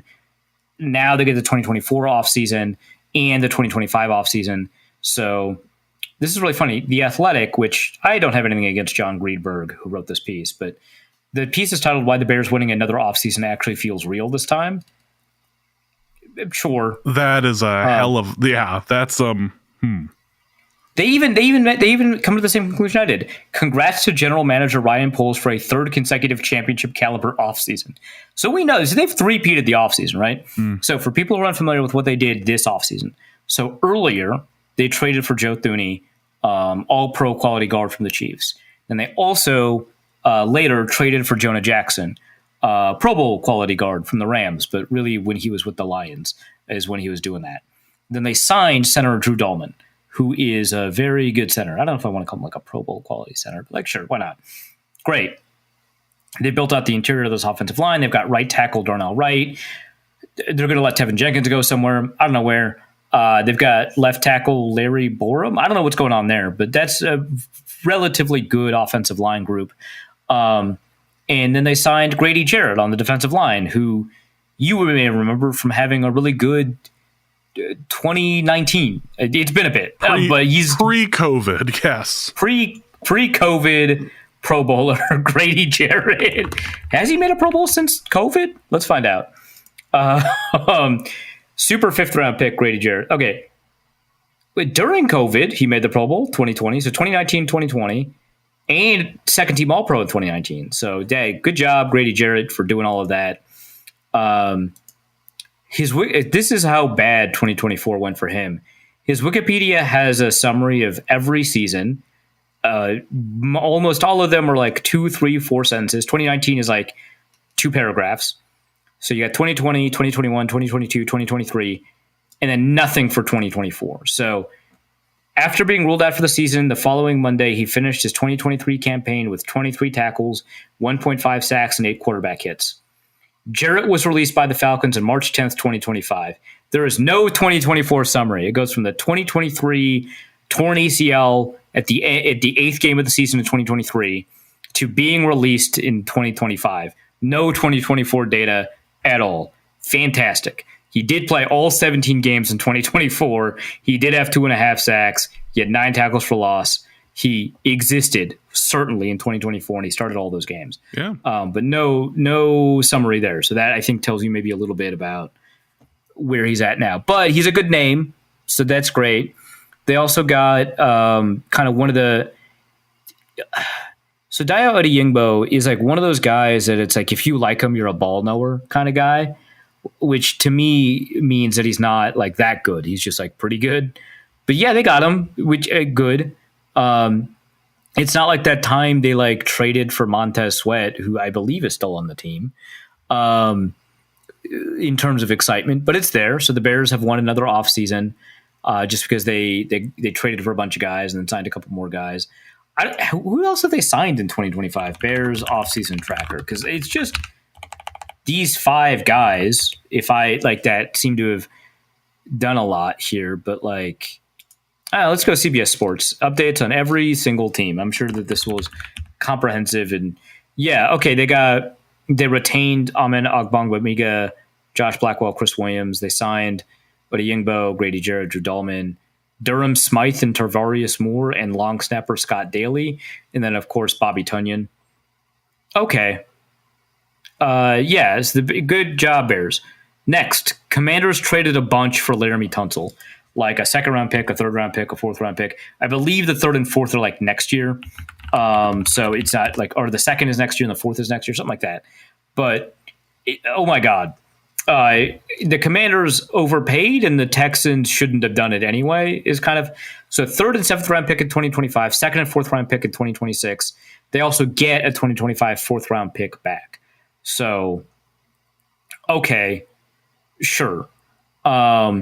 So a 2nd, a 3rd, and a 7th, and you can do your year discounting if you want. For tackle Laramie Tunsil, they have to take on his contract, so it is a very surprising contract to trade. But I don't know if you saw Lance Zierlein tweeted out like it's a culture thing. Like a bunch of people were tweeting out like, what are the Texans doing? Yeah, it doesn't really make a ton of sense. Yeah, and CJ Stroud is fine. Yeah, so right now the Texans they moved Titus Howard to left tackle and Blake Fisher to right tackle, I guess. So okay, so those are your left tackle and right tackle. You've got Jarrett Patterson and all name player Juice Scruggs, right? So cool. And they just signed Laken Tomlinson because they just traded away Kenyon Green. Which losing Kenyon Green, don't worry about it. Laken Tomlinson is not good, but probably an upgrade over Green. Green is like 24 years old. He's very, very young. So now he gets to be like coached by Jeff Stoutland of the Eagles. So like maybe that'll turn out. But okay. If it's a culture thing, I don't know why the Texans just traded for CJ Gardner-Johnson. When the trade was announced, CJ Gardner-Johnson for Kenyon Green and then like picks, right? The Eagles players seemed pretty happy with getting this bad guard.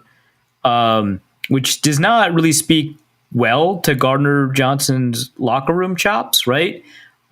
He like immediately went on TikTok live after the trade. He didn't complain about the Eagles or anything like that, but like that, that's like a weird approach. He started like looking up his Madden ratings and stuff. I don't know, very unusual. But like like a couple years ago, like I think was it like Darius Slay got cut, and so not a couple years ago, but Darius Slay was released or something, and they asked who the locker room leader of the cornerback room was, or the secondary room was going to be, and one of the players said someone who is not C.J. Gardner-Johnson, and he got like ticked off about it, and yeah, that's who he is. So I don't know, man. I don't know if it's a culture thing, but sure, there's no other explanation for trading away Laramie Tunsil. I don't know if it's good for your culture if your quarterback has turned into paste, but I think that's... We discussed this pre-show, and it's worth bringing up that it wasn't that long ago where everyone was pointing fingers at the ownership and GM of the Texans for being awful.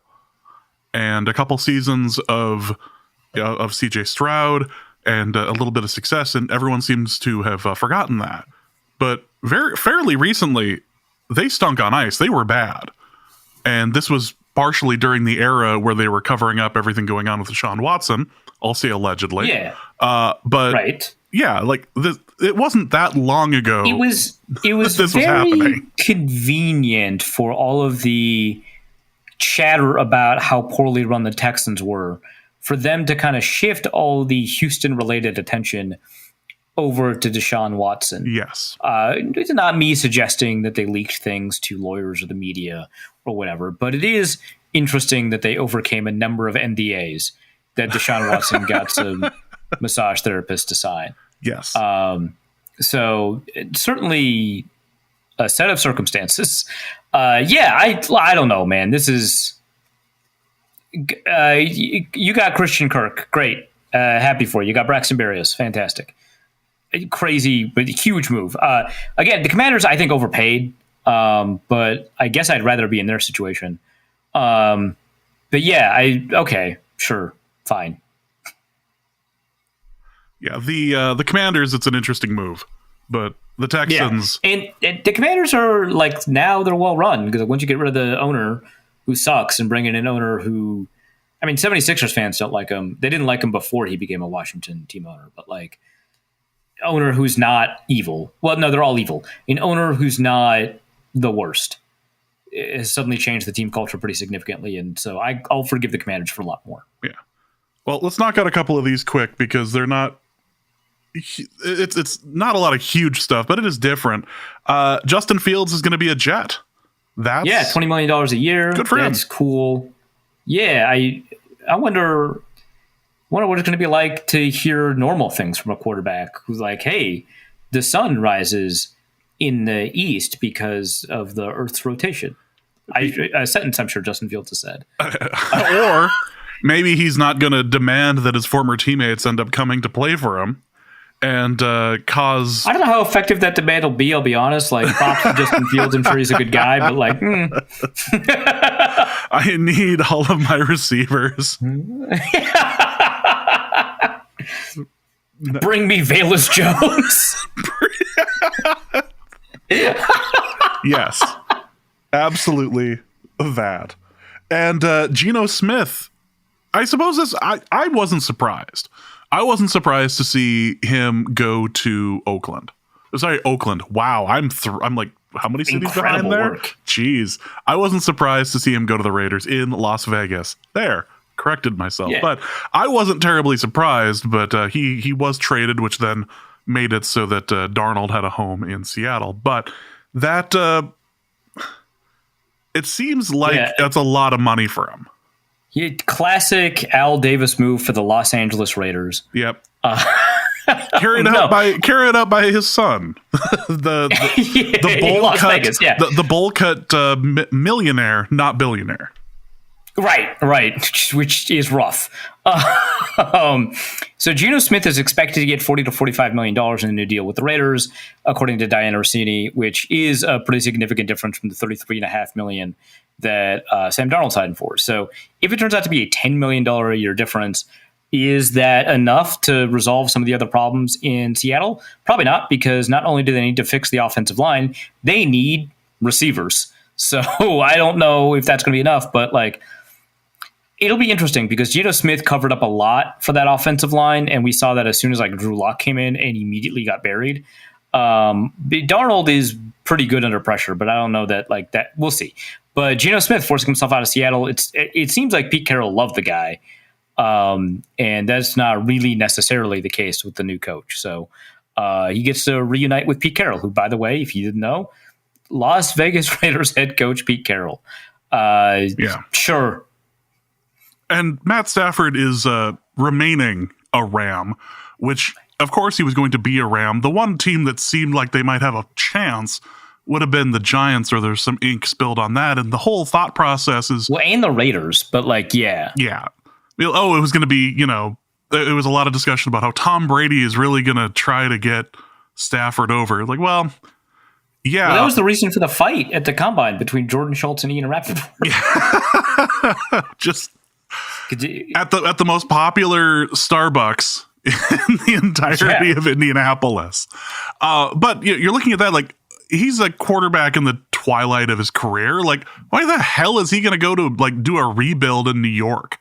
Like, really? Yeah. So like, it is true that the Giants did need a quarterback. That is technically true. I am not confident that a quarterback needed the Giants, right? So this is not really a good match for a quarterback who has leverage. Nope.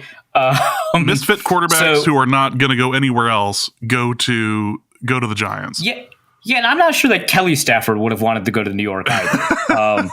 I'll let you all figure out what that one means. So Las Vegas and New York were like potential locations for him. I guess he successfully leveraged that into a new deal. We don't know the details of the new deal yet. He was due to earn or make $27 million. I don't like love that characterization because like that kind of elides the signing bonus that he signed like 3 years ago. And is part of the average compensation over a number of years. So, like, I think that the effective money that he makes this year probably should be considered something different. Either way, the reporting was that the Giants were going to offer him a double-digit raise over that $27 million. So, like, $37 million at the very least. So, probably he's going to make $40 million a year for the next 3 years or something like that. Good for him.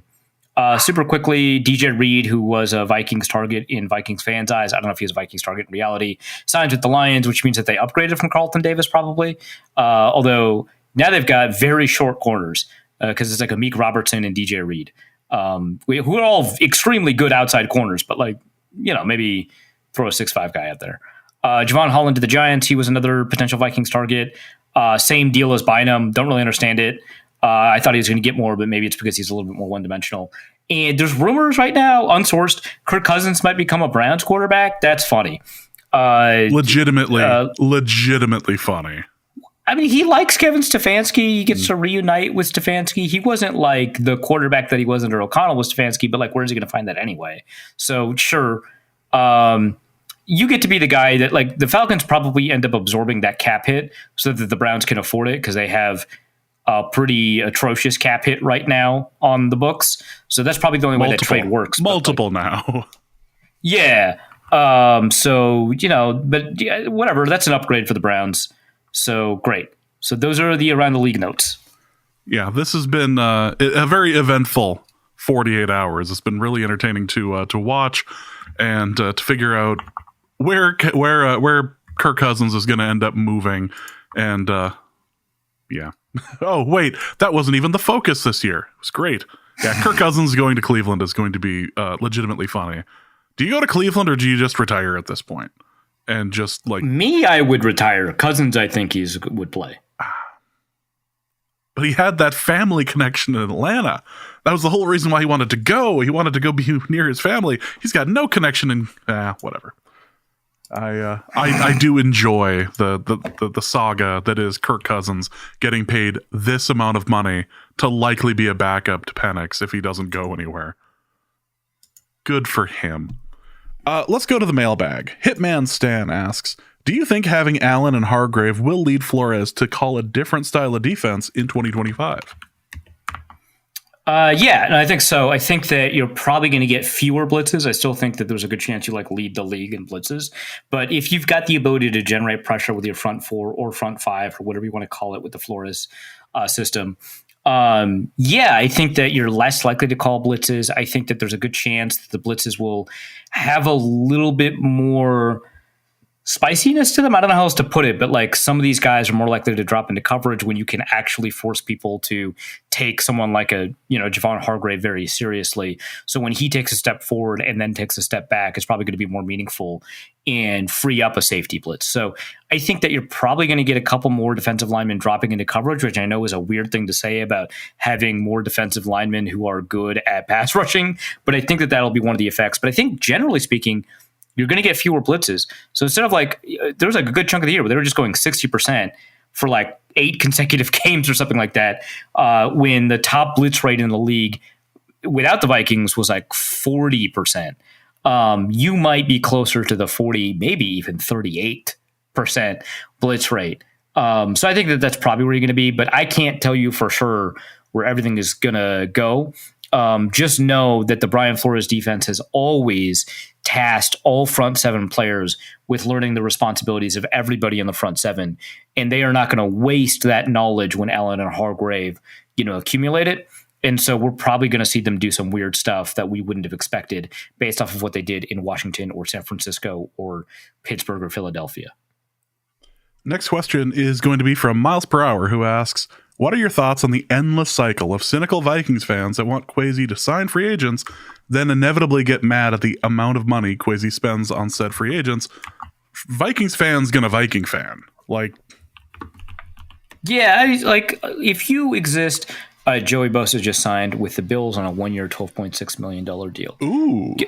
Good for them. Great. I mean, that's just like if you're looking for a reason to be mad, you'll find it. I believe there's still technically a cap minimum, which we will discuss at a question if that question ends up in the mailbag. But you're probably gonna have to spend money. But I don't know.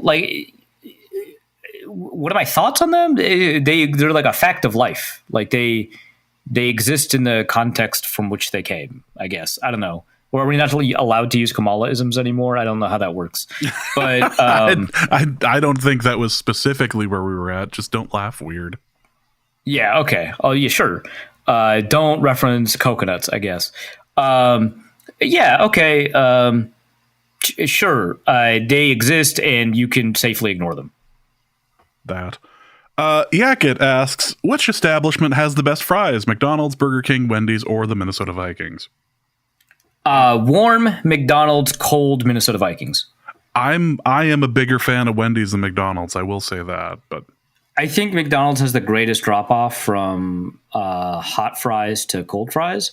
I think Wendy's can overcome that better. Certainly better than Burger King. Utility fries, really. Yeah, and so I can trust that. But if I get all 3 of those fast food establishments with hot fries, I'm taking McDonald's. But if if I'm getting a DoorDash and I have to wait a little bit, the McDonald's fries are really just not a value add. Or if, I eat slow. If I'm going to be in a mood where I'm probably going to eat slow, probably not McDonald's. But yeah, if it's hot fries, McDonald's. If it's cold fries, the Minnesota Vikings. Yeah. Kurt asks, and I swear I've been refreshing Twitter and Blue Sky all episode. No. Arif's thoughts on potential Vikings quarterback Carson Wentz, or did he follow Sam Darnold for an easy out to his Seattle Seahawks? I'm not a Seahawks fan. Carson Wentz, as of this moment, 8:25 p.m. Central, has not signed with the Vikings. But we got a mailbag to go through, so let's keep going. Paul asks, how should we feel about the safety position going forward? Theo Jackson doesn't inspire a ton of confidence outside of Malachi Starks. This draft class seems kind of weak. I think that there's probably a little bit more juice in this draft class at safety, just based off of the way people have been talking about it. But I couldn't give you some definitive names. There are a lot of people that are big fans of Malachi Starks, so that is true. But I don't know. I also feel ambiguous about it. I think I'm a little bit more confident in it than you, Paul, but I understand where you're coming from because Theo Jackson hasn't played a ton, but he's played well when he's played, kind of like Isaiah Rodgers. I think it's fair to be concerned, especially because we don't know when. If Harrison Smith comes back, which is currently my assumption, If he doesn't, then that's a huge warning. But we don't know when Harrison Smith is going to fall off a cliff. He hasn't yet.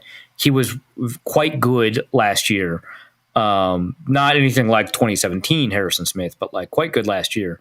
I just don't know when that cliff is going to be. So I think it's fair to be concerned. I just don't know that it's like clearly a problem. It's just a problem area to consider. Alexander the Dane asks, is it still possible to get to a point roster-wise where we are not pigeonholed, or at least very likely to select a defensive back in the first round of the 2025 draft?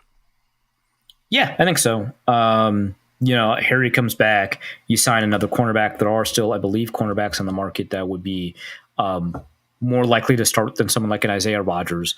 And if cornerbacks fall in the class, which is entirely possible given like the strength of like the running back group, if you've got a quarterback, sneaking quarterback 3 into the first round, you could, and then you draft, or then you trade back in the draft, then you might be in a spot where you don't have to pick anybody in the first round, and you might get a first round quality corner. But like, I think, and it wouldn't shock me if they picked a defensive lineman in the first round. Maybe they trade back down to like 31 or something, pick a defensive lineman, and then trade up from the compensatory third to get at the top of the third and grab a cornerback there. But I don't know. Next question is from Shred, who asks, for Arif's grim reach around corner, am I wrong for thinking that Bradbury was one of the better O-linemen in recent Vikings history? For all the hate he's gotten for his size and strength over his career, I feel like he was consistent about being good in the run game and relatively mistake-free. I think that if you made the case that Bradbury is one of the better offensive linemen in recent Vikings history, which you could make that case, I think that is more damning of the Vikings offensive line history than it is an argument that, Bradbury gets too much hate. Because I don't think the guys that are worse than him got more praise or anything like that. Like, I don't know that there's a bunch of people in love with Ed Ingram, right? So is he better than Dalton Risner, Ed Ingram, Blake Brand? I don't know if he's even better than Blake Brandel. But yeah, like he's one of the better ones. But like, there's a huge gulf between him and Brian O'Neill or Christian Darrisaw, right? I don't know that like saying that he's better than Pat Elflein does a lot for me. He has been good in the run game. I wouldn't say he's relatively mistake-free or anything like that. I think that's incorrect. And I know that there's a difference between like a mental mistake and a physical problem, and he gets overwhelmed at the point of attack. But even then, I think that he has made mistakes. But I think that as the offensive scheme has changed in the run game, he's gotten worse at it. So sure, he's one of the better offensive linemen in recent Vikings history, but like, I'm putting Joe Berger and Brandon Fusco above him. At least they each had at least one good year, right? So, Let's go to Raul from Carmel, Indiana, who asks, this was specifically mentioned because of our previous encounter with... These are Carmel episodes or just yes. Episodes, plural? Yeah. Technically it was 2 episodes, yeah. Take all the free agency moves as one big trade. Who won, the Colts or the Vikings? P.S. Excited to watch Bynum Sellies locally. I think the Vikings, right? Not to say that the Colts are in a bad spot or anything like that. I think grabbing Daniel Jones has been kind of a good idea. Obviously, Cam Bynum I like a lot. The Vikings. I don't know. The Vikings free agency is a lot of fun. I think they just added Travarius Ward, right? So that's good, right? Like, I don't want to like say that the Colts free agency was bad, but it's primarily like Cam Bynum, whereas the Vikings had like Javon Hargrave and Ryan Kelly and Will Fries and Jonathan Allen. Like, it's, again, I don't want to get too captured by the names here because these players are not going to play as well as the name value suggests, or I believe they're not going to. I don't know for sure. But like, okay, you re-signed Braden Smith. Like, okay, so you trade Ryan Kelly and Will Fries for Daniel Jones and Cam Bynum. Yeah, I guess the Vikings probably win that, but I think as a whole offseason, the Vikings are way better. But yeah, I don't know. What do we know about Daniel Jones, man? He's not like, he didn't actually play for the Vikings. Like, we don't know that he's any good at anything, right? So it's just Cam Bynum, who's good, but he's not like he did win a Harrison playoff Smith. Game. He did win a playoff game. Yeah, Daniel Jones famously, very, very famously, did win a playoff game. Yeah. QB wins is an important stat. You seem to forget that sometimes. I do forget that. Alex asks, it seems like Kwesi has put the focus on gaining comp picks as part of his decision-making process. As things currently stand, what is the outlook for potential comp picks added for the 25-26 drafts? Yeah, we'll see what happens with like the remaining available Vikings free agents. So that might produce more. But like you said, as it stands, as of 8:30, right? The Vikings have a third round pick. And like I mentioned, so the way the compensatory pick works is that if you're a qualified compensatory free agent, which means that your contract expired over the natural lifetime of the initial signing of that contract, then you are a compensatory free agent in that your signing will affect the calculation of compensatory free agents. From there, the dollar value of your contract, plus a few other things like your age, are taken into account, and you are stacked up into round slots. So you've got a third round slot, a fourth round slot, a fifth round slot, and so on. So if we take a look at the Vikings, for example, Sam Darnold is a third-round compensatory free agent. Cam Bynum is a fourth-round free agent. Daniel Jones at $14 million, a fourth-round free agent. Patrick Jones, the second, a sixth-round free agent. And then what happens is you try to match the incoming compensatory free agents against the outgoing compensatory free agents. So, for example, Isaiah Rodgers was a sixth-round compensatory free agent, so he cancels out Patrick Jones. Will Fry is a fourth-round compensatory free agent, so he cancels out Cam Bynum. If you've got a mismatch, so Ryan Kelly is a fifth-round compensatory free agent. I believe that's because of his age. Otherwise, he might be a fourth round. It is just $9 million, so maybe not. But he cancels out Daniel Jones's fourth round because you cancel down until you can't anymore, and then you start canceling up. So there's no more compensatory free agents south of the fifth round to cancel because Patrick Jones has already been canceled by Isaiah Rodgers. So then you move up. And so Daniel Jones gets canceled out by Ryan Kelly. That leaves Sam Darnold on his own. So if they sign another compensatory free agent without losing another compensatory free agent, so again, we can take a look at like the Vikings tracker and see like if Stephon Gilmore like signs somewhere before June 1st, because like that's when the cutoff is, or Cam Robinson signs somewhere before June 1st, that'll add more. But let's say that doesn't happen. Maybe no one signs Stephon Gilmore or Cam Robinson or Shaq Griffin or Dalton Reisner. I don't know if Dalton Reisner would count. He's only like a $2 million guy. But like, you know, one of those guys, right? If no one signs any of those guys, then and the Vikings bring in one person who does qualify, no matter what happens, that will cancel out the Sam Darnold contract in the compensatory value. And so the Vikings, by signing maybe a $4 million free agent, might lose a third round pick in 2026. So they got to be very careful about it. So they have to be confident that like Cam Robinson is going to sign somewhere, which I would be reasonably confident he would. I don't know how confident I'd be that Stephon Gilmore would, though. And so you probably have the ability to absorb one more, maybe two more compensatory free agents. Now, the guys who don't count are the guys who were cut. So Jonathan Allen and Javon Hargrave do not count against the formula. So they were, from the compensatory free agency calculation, free. Obviously, they cost real money in real dollars, but like they were free from that perspective, right? When Nick Mullins signed somewhere, Johnny Munt signed somewhere, they didn't count because they were like $3 million, so they just didn't make enough money. And then like other, and you know, if the Vikings cut someone who I can't like think off the top of my head who that would be, but like certainly there are, then yeah, they that wouldn't count either. So right now the Vikings have a third, and this is what I mean about Daniel Jones, about grabbing Daniel Jones off of waivers gave the Vikings a third round pick in 2026 because the Ryan Kelly contract would have canceled out the Cam Bynum contract, which means the Will Fries contract would have canceled out Sam Darnold, and then you wouldn't get the third round pick. Again, a lot of things can change, and if those two Vikings free agents sign somewhere, then you get a bet. But like this gives you a little bit more wiggle room from the compensatory formula to sign a guy. So right now, as it stands, the Vikings have a third-round compensatory pick in 2026, and it seems like, according to Over the Cap, probably the top third-round compensatory pick, which is what I believe they have this year as well.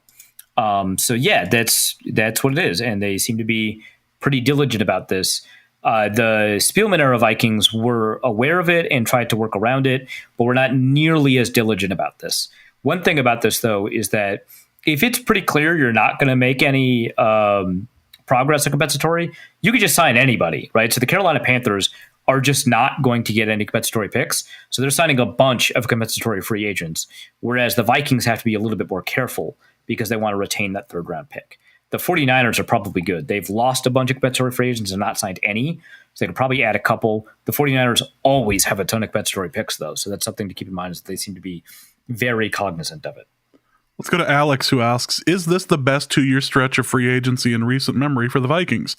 Feels like we're really cooking. Also, is there any money left over from Mike Hilton? If you take a look at the 2025 cap hit for the team, it's like there's a ton of space because all of these contracts are like $4 million, $5 million, $6 million, like all of these big contracts that they signed in that first year. So right now, Over the Cap has the Vikings at an effective cap space of $46.9 million. This does not include contracts like the Ryan Kelly contract, which you don't have details on, the Will Fries contract, which you don't have details on. So that'll change. Pretty significantly, probably. They'll probably be at least $10 million, especially because the Kelly contract is pretty short term. But they still have a lot of cap space because they didn't take a ton of 2025 cap space. So yeah, they could sign Mike Hilton. He seems like a perfect candidate for like a 1-year deal. But yeah, this is pretty good. I don't know that Spielman was any good at signing free agents. Not a great history of that. So this is a really good 2-year span. There was a 2-year span where they got Pat Williams and Antoine Winfield from Buffalo in free agency, and they added a couple more like outstanding players. But that's like we're talking mid 2000s, so it's been a while. So if you say in recent memory, like yeah, this is great work so far. I mean, we'll see if these free agents turn out. Like I said, these are a lot of like low floor, high ceiling free agent signings. So we'll see. But I like it a lot, and last year was outstanding as well. So, yeah, hell yeah. Let's go to Jack, who asks, regardless of whether or not Hitman returns, is Jahdae Barron, is that accurate? Apologies, I'm not up on. I don't know. I've heard Jahdae Barron, but like I am not an expert on this one. Well, Jahdae Barron, is he shaping up to be a likely target for our Minnesota Vikings? There's no way we're grabbing a running back, right? Well, Tep also asks, with an untested quarterback and a newly revitalized O-line, are the Vikings at a point where a highly drafted running back wouldn't just be fun, but responsible? Not just fun, but okay. I think it's unlikely for the Vikings to draft a running back in round 1, but I'm just not going to rule anything out, you know? So I just was listening to a podcast that, like as I was talking, that had Jahdae Barron on, and so I guess that's how it's pronounced. But cool. Is he going to be a likely target? So I was talking to a couple of people about him. I was talking about Thor about him, and I was like, well, it sounds like he could be an Antoine Winfield guy based on the way that you're describing him. And Antoine Winfield Jr. is a safety, right? He plays nickel corner sometimes. He's played a lot less nickel corner the last couple of years with the Buccaneers. He plays safety.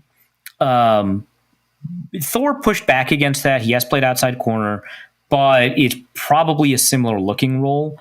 I don't know that, he's necessarily going to be a huge target for the Vikings, but I like to think that he would be, just because he is a corner and the Vikings probably need a corner. And I don't think that the hitman question is going to like really impact that. I do think the Vikings will probably avoid a running back. If they do draft one in round 1, that'll be weird. But I don't think it would be responsible to draft a running back, and it might be fun. Bijan Robinson's fun, right? But like there are a lot of areas, and I don't think you have to solve every problem in order to be a Super Bowl contender, right? Like the Eagles just won the Super Bowl. They have some issues, but like for the most part, like you should probably be a little bit more aggressive about tightening up some of these holes before you go after a relative luxury in the first round, like a running back. Let's go to Drunken Vike, who asks, when is the appropriate time to make use of the optimism shotgun? Is it now? Should I wait for the draft? Or fluffed up camp reports? Clearly camp. We're not anywhere near time to break this out, but this has been a good 48 hours, so just enjoy it. Plenty of time. Yeah, for you this gotta to wait mess till up. camp. Yeah, plenty of time to mess this up. We're good. Let's go to Timothy, who asks, if another interior defensive lineman gets cut, how quickly will the Vikings sign him? Or maybe they will just stand him in front of one of the smaller guys for their PR picture when they all sign, so they can indicate how much more important he immediately was for their offseason plan. That would be really funny.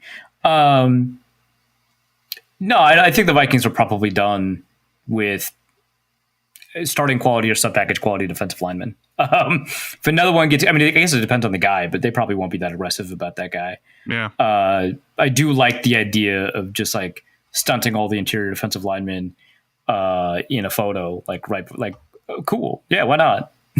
Like, oh, we're just going to bring him in too. It'll be fine. Also, would a Trey Lance signing be great for the bit or terrible? And if signed, would he count as a competition for Bubba Bolden? The answer to the last question is yes. Answer to the first question, I think probably great, but like I don't want to deal with it. So no, there's enough talk of NDSU players getting drafted by the Vikings. We don't need need that. I do love that for you. Forlorn Vikings pessimist asks, is DiNucci a good fit for the Vikings backup quarterback? They are going to need a veteran presence back there. Yeah, you need a heady guy like Ben DiNucci. Mm-hmm. It'll get him to stop selling caps that are, The Thomas family asks, I want to know if Arif and James are flying out to Seattle this year for the Sam Darnold reunion. We have no current plans to head out to Seattle this year. It's nice that nothing has been scheduled for England this year, so I know that I will likely make it to the show, but we don't have anything planned. Technically possible. Which, that the Vikings play the Steelers in Ireland. Yeah. We'll see how that goes. I'm not after the last two failed attempts, I feel like the end of Norse charm, James. The end of Norse code is when I make it to one of these and we just retire mid-season. We're like, nope, we're done. We're done. That'd be a fun bit, yeah. That's it. We do a live show at Loch Ness in Scotland and call it good. Zach Dixon asks, are there two teams in the bottom 10 from last year where you could combine their rosters and build a Super Bowl contender? So bottom 10, I assume here means top 10 pick, right? So if we take a look at people picking in the top 10, my first question is, can we get a quarterback? Probably it's Trevor Lawrence. I suppose I could be convinced it's Caleb Williams, right? Otherwise, you're like with Derek Carr, Bryce Young, Justin Fields, whatever's happening in Las Vegas. Geno Smith, I guess. That's actually not a terrible place to be at quarterback. So Geno Smith in Las Vegas. Drake May, question mark for the Giants, question mark for the Browns. Will Levis for Tennessee? That's the question mark. So I guess you're stuck with like Jacksonville, Las Vegas, or Chicago just because of the quarterback options. Who has the best roster out of all of these guys? Probably Chicago. So if we take a look at the Chicago Bears roster, who just won another offseason, so like props to them. We probably want to add another receiver to pair with Rome Odunze. I know that people like Keenan Allen and DJ Moore a lot. I think we're done with that. We probably need a roster with good offensive tackles, and we probably want more edge defender presence. So to me, that's the Browns. You're probably still going to be weak at tackle because I don't know that Jack Conklin or DeJuan Jones are going to be, the answer to you, but you get to add Jerry Jeudy, you get to add Myles Garrett, and that's going to be an insane secondary with like Denzel Ward, Ronnie Hickman. You get to add JOK to that linebacker group, Greg Newsome, Martin Emerson. Those are all really good players. So, I think that it's probably the Browns and the Bears. I do think that Jacksonville is in that mix, depending on what you think of Trevor Lawrence. If you go with the Raiders, you take a quick look at like kind of who the Raiders have.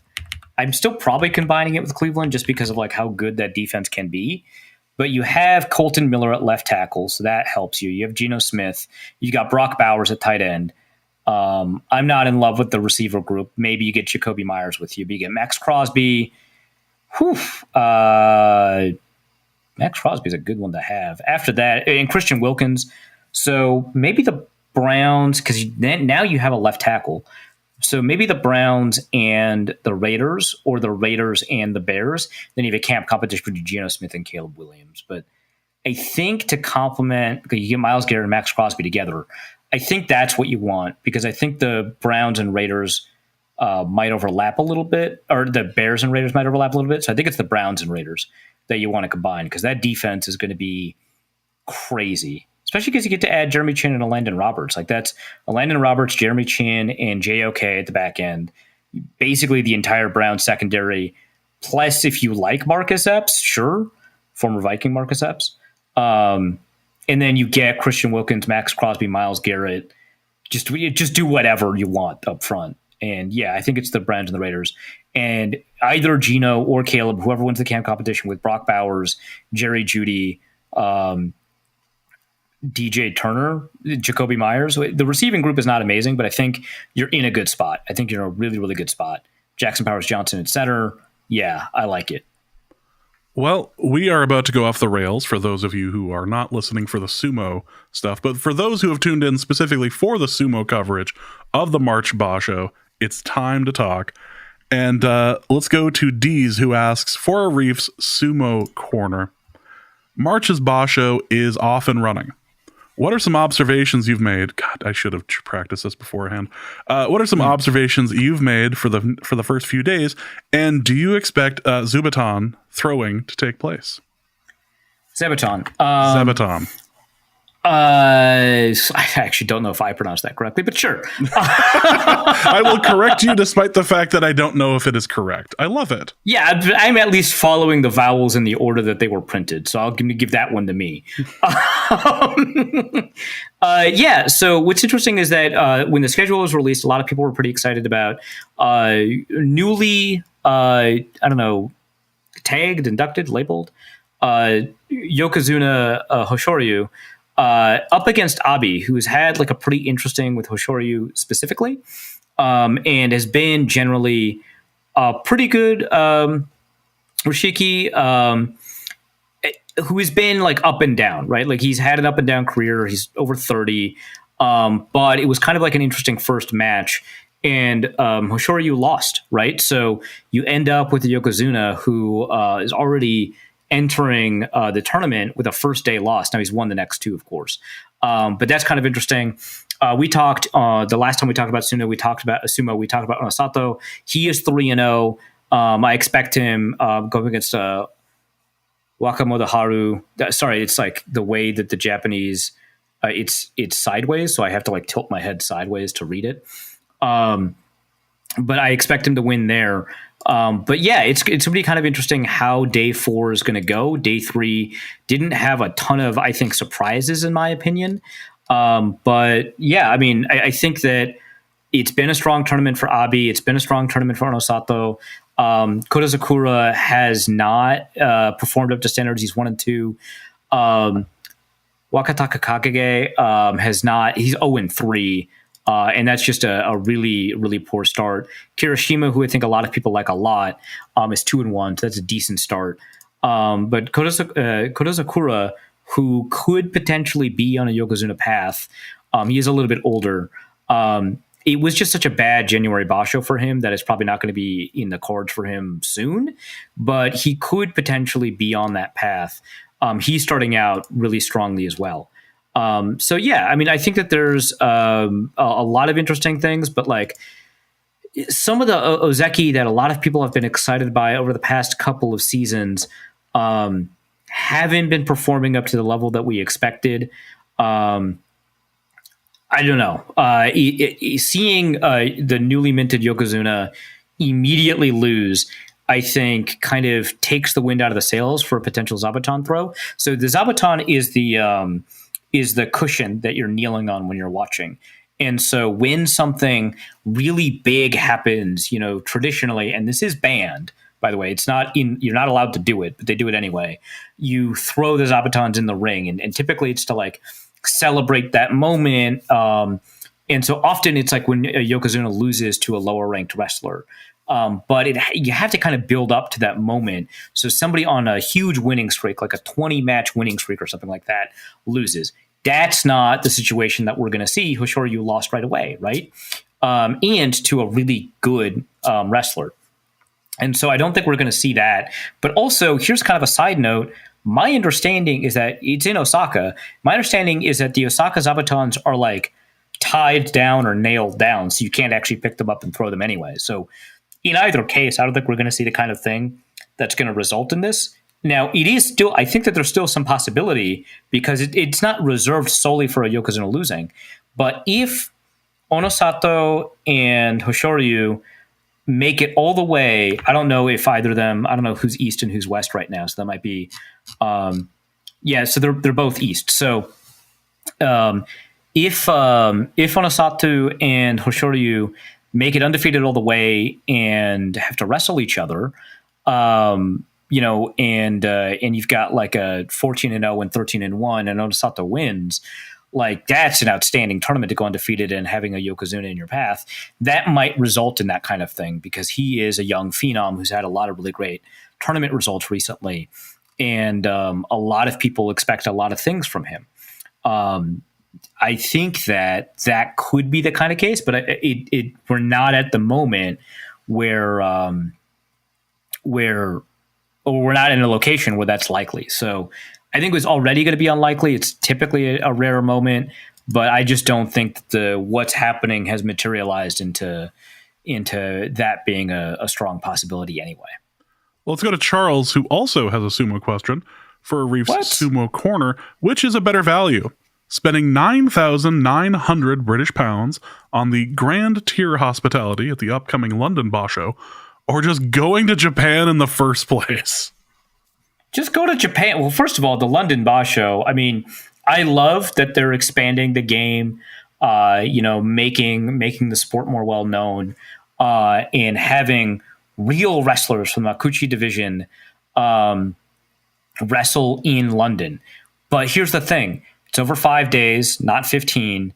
You're only getting like 4 matches a day, so 8 wrestlers, not like a full set. And it doesn't count. It doesn't count towards the standings. It's an exhibition.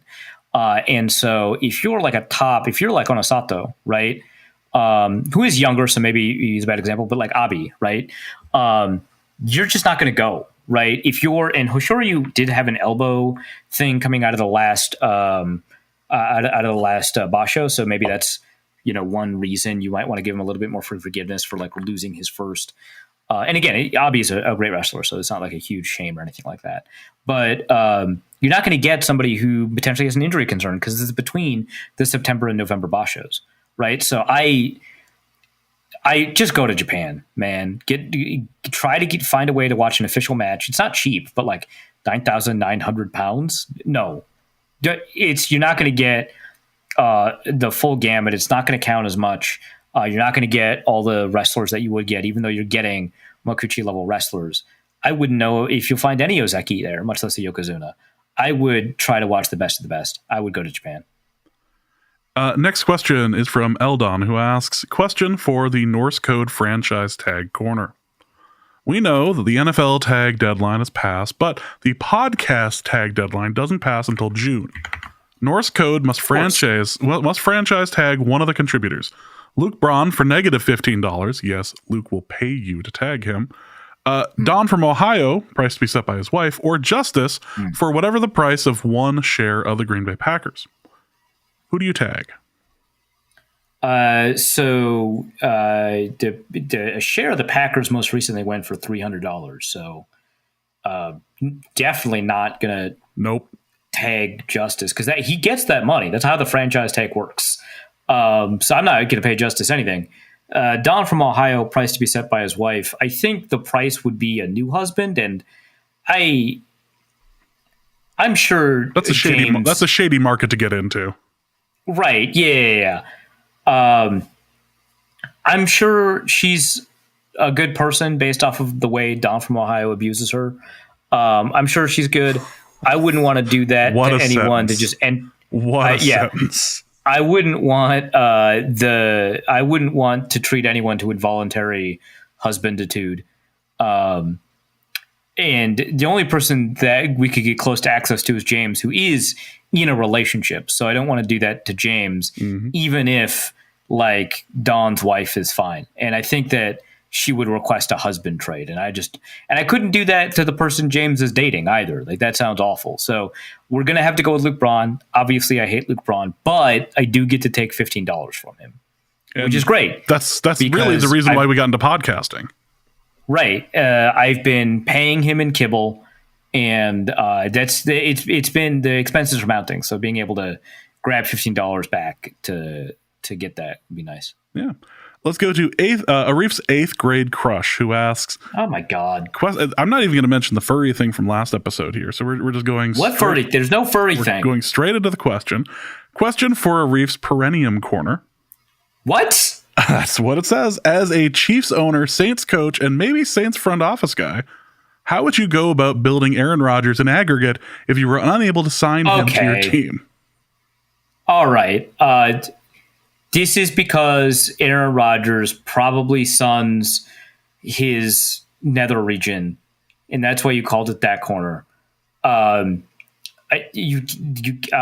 would you build Aaron Rodgers in the aggregate? You find a bunch of low-grade conspiracy theorists and sign them, I guess. So I don't know, like, who was on the Rams Hard Knocks? Who's the conspiracy theorist there? They had a guy who didn't believe in like dinosaurs, but did believe in mermaids. I forgot about that. There was a guy on the Rams who believed in mermaids. Rams defensive and mermaids.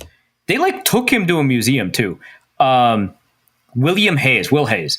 Yeah. So they took him to a dinosaur museum to like prove that dinosaurs existed, which I could have told them immediately wasn't going to work. Like that's not going to work. And so he did the thing that you would expect him to do, which is they made that up, which like, if you believe that dinosaurs were made up, why would taking you to a museum change your mind? So that's what happened. But he did watch the Discovery Channel mockumentary, which I still hate the Discovery Channel for doing. I despise what's been happening to those educational channels. And he believed that, but he wouldn't believe a real documentary on dinosaurs. So he's on the team. After that, you probably bring back what's his name, the backup for the Packers that talked on the Brenneman show, Deshaun Kaiser. Yeah, Kaiser. Because he seemed to be buying into it at the end of that podcast. I think you could do it. You could probably bring in Kirk Cousins for the anti-vax stuff. Yeah, and I think you could get that all under the cap too, which is very important for the Saints. Yeah, as it turns out, Saints are in desperate need at the moment. I just can't imagine, and I know there are teams that are desperate for quarterbacks. I'm just trying to imagine anyone who watched the last 2 years of what happened with the Jets and thinks to themselves, we need that in our organization. We need that. We need that for sure. It's the same look as people who are like grabbing players from the Bears from a number of organizations. Like, yeah, we need to bring that to Minnesota. We need to bring that to Pittsburgh. No, you're probably better off somewhere else. Also from Arif's 8th grade crush, for Arif's financial advice corner. Now, we talked about before the show whether or not I thought this was political. I decided it wasn't. This is just plain excellent consumer advice. Let's go to Arif's financial advice corner. Trump's tariffs seem to be sparking a trade war. True. That includes him telling farmers to sell internally. True. This will almost certainly cause a crash on grain and ag prices. Should I invest in grain bins to store what should be an incredibly cheap grain to sell later at a profit, hopefully? If not, do you have a garage that I could use to store some cheap grain? All right. Okay. No. I mean, technically I own...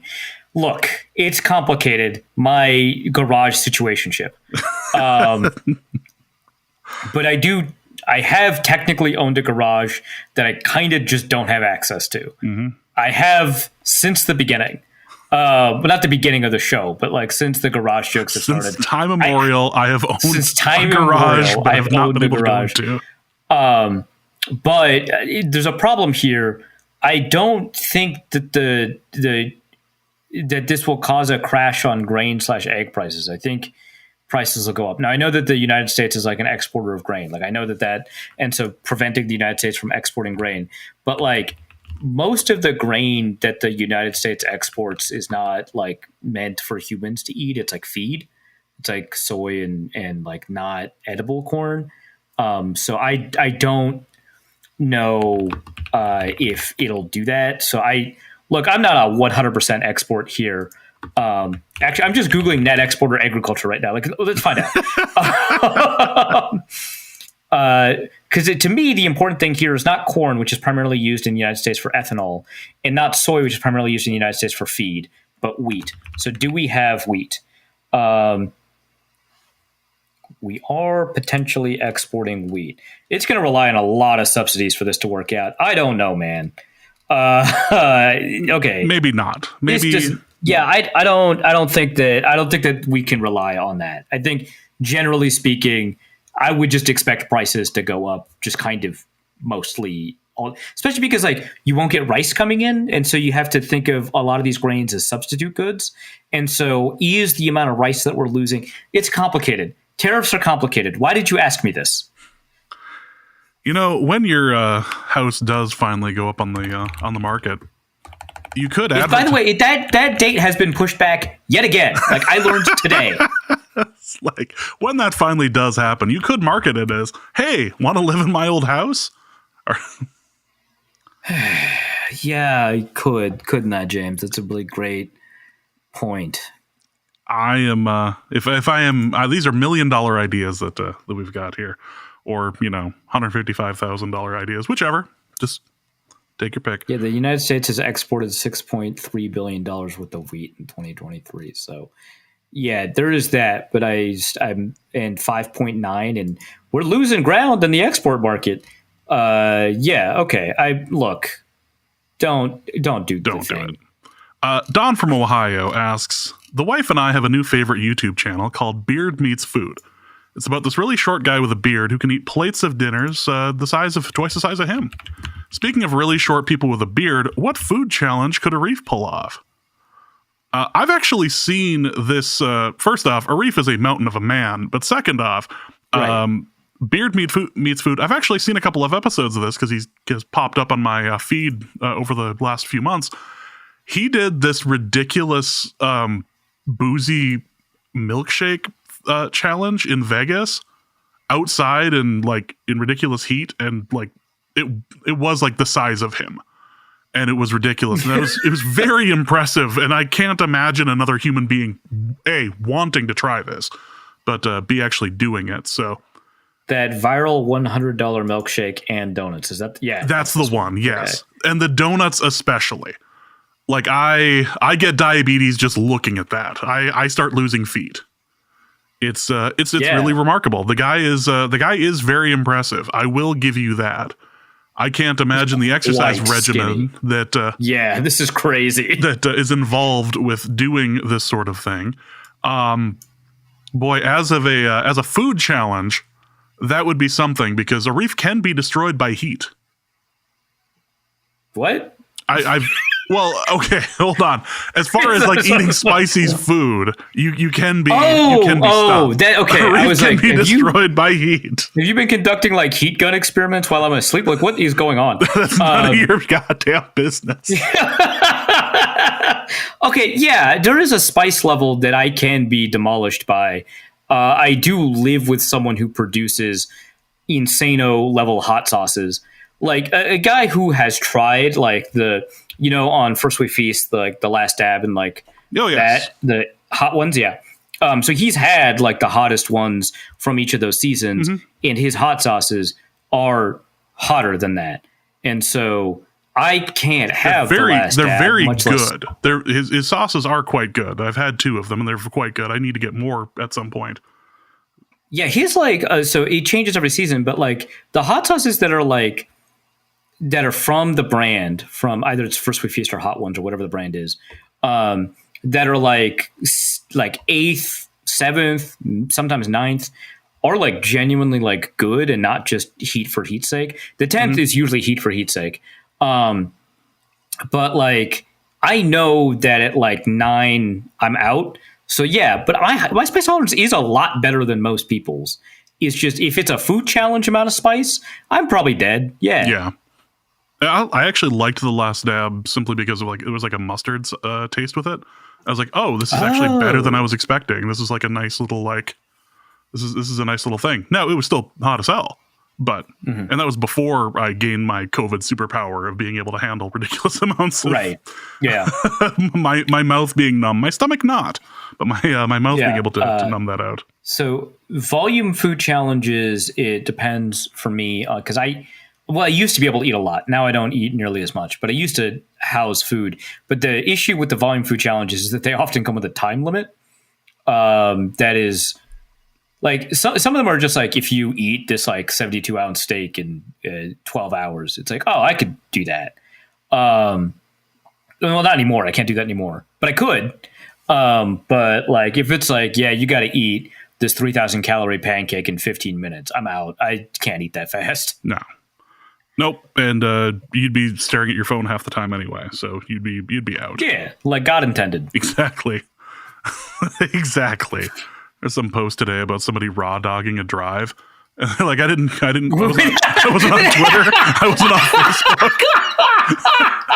I wasn't on Facebook. I wasn't on Twitter. I wasn't anything. I was just straight glued to the road. I was like, oh boy. What a crazy person. That yeah. Don from Ohio also asks for James and Arif's vacation relationship corner, a corner we don't go to often enough. Wife and I stayed in the Smoky Mountains for a week. Despite the fact that I'm terrified of heights, I didn't have an issue driving two-thirds of the way up the mountain in our SUV until the wife wanted to do a couple pictures on a scenic cliff. At first I was okay, but my anxiety kicked in and I needed to get down the mountain. She brought up Google Maps, which directed us up the mountain. I drove straight up for half a mile and realized the mistake. I white-knuckled the 18-minute drive down, praying no car was coming the other way. She apologized profusely many times until we got to a safe spot on the main road. Once I was able to breathe a sigh of relief, she turned to me and said, I know you were terrified on the way down, but there was this one scenic view I really wanted you to stop at so I could take pictures. I was pretty shocked at this. Guys, what should I do about this? How did she turn out this way? I have been the most loving, trusting, and unselfish husband wife could have. Okay, Dawn, everything bad that happens to you that comes from her, you deserve. But also, it just seems like she made a mistake and did not double down on the mistake because she was like, there was a scenic view, but she never like asked you to stop, right? Like, so it seems like she understood the mistake and and understood where your anxiety was coming from and did not magnify it on the way down and say, hey, stop here, take a picture. It was, okay, picture on a scenic cliff. Oh no, your anxiety's kicking in. She's like, okay, let's get out of here. Unfortunately, moves you in the wrong direction, but you correct it and you're driving on the way down. And she mentions to you after the drive, right? Once I was able to breathe a sigh of relief, right? So after the drive, when you safely got to the main road, she was like, yeah, I mean, there was this place that I want, but she told you she didn't do it in the moment. She didn't demand it of you. Mm-hmm. That's good. You are interpreting a good person as bad for your own purposes so that you can be a victim, which I know I love calling people victims here. More blaming, as you know, but yes. Yeah, right. You're a bad person and you should feel bad. And I'm glad this happened to you. You can't really judge your partner. This will be rich coming from me. You can't really judge your partner. James?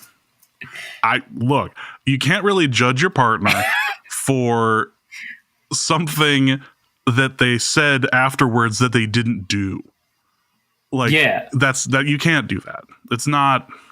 No, you once again are in the wrong here, and you're just going to have to accept that.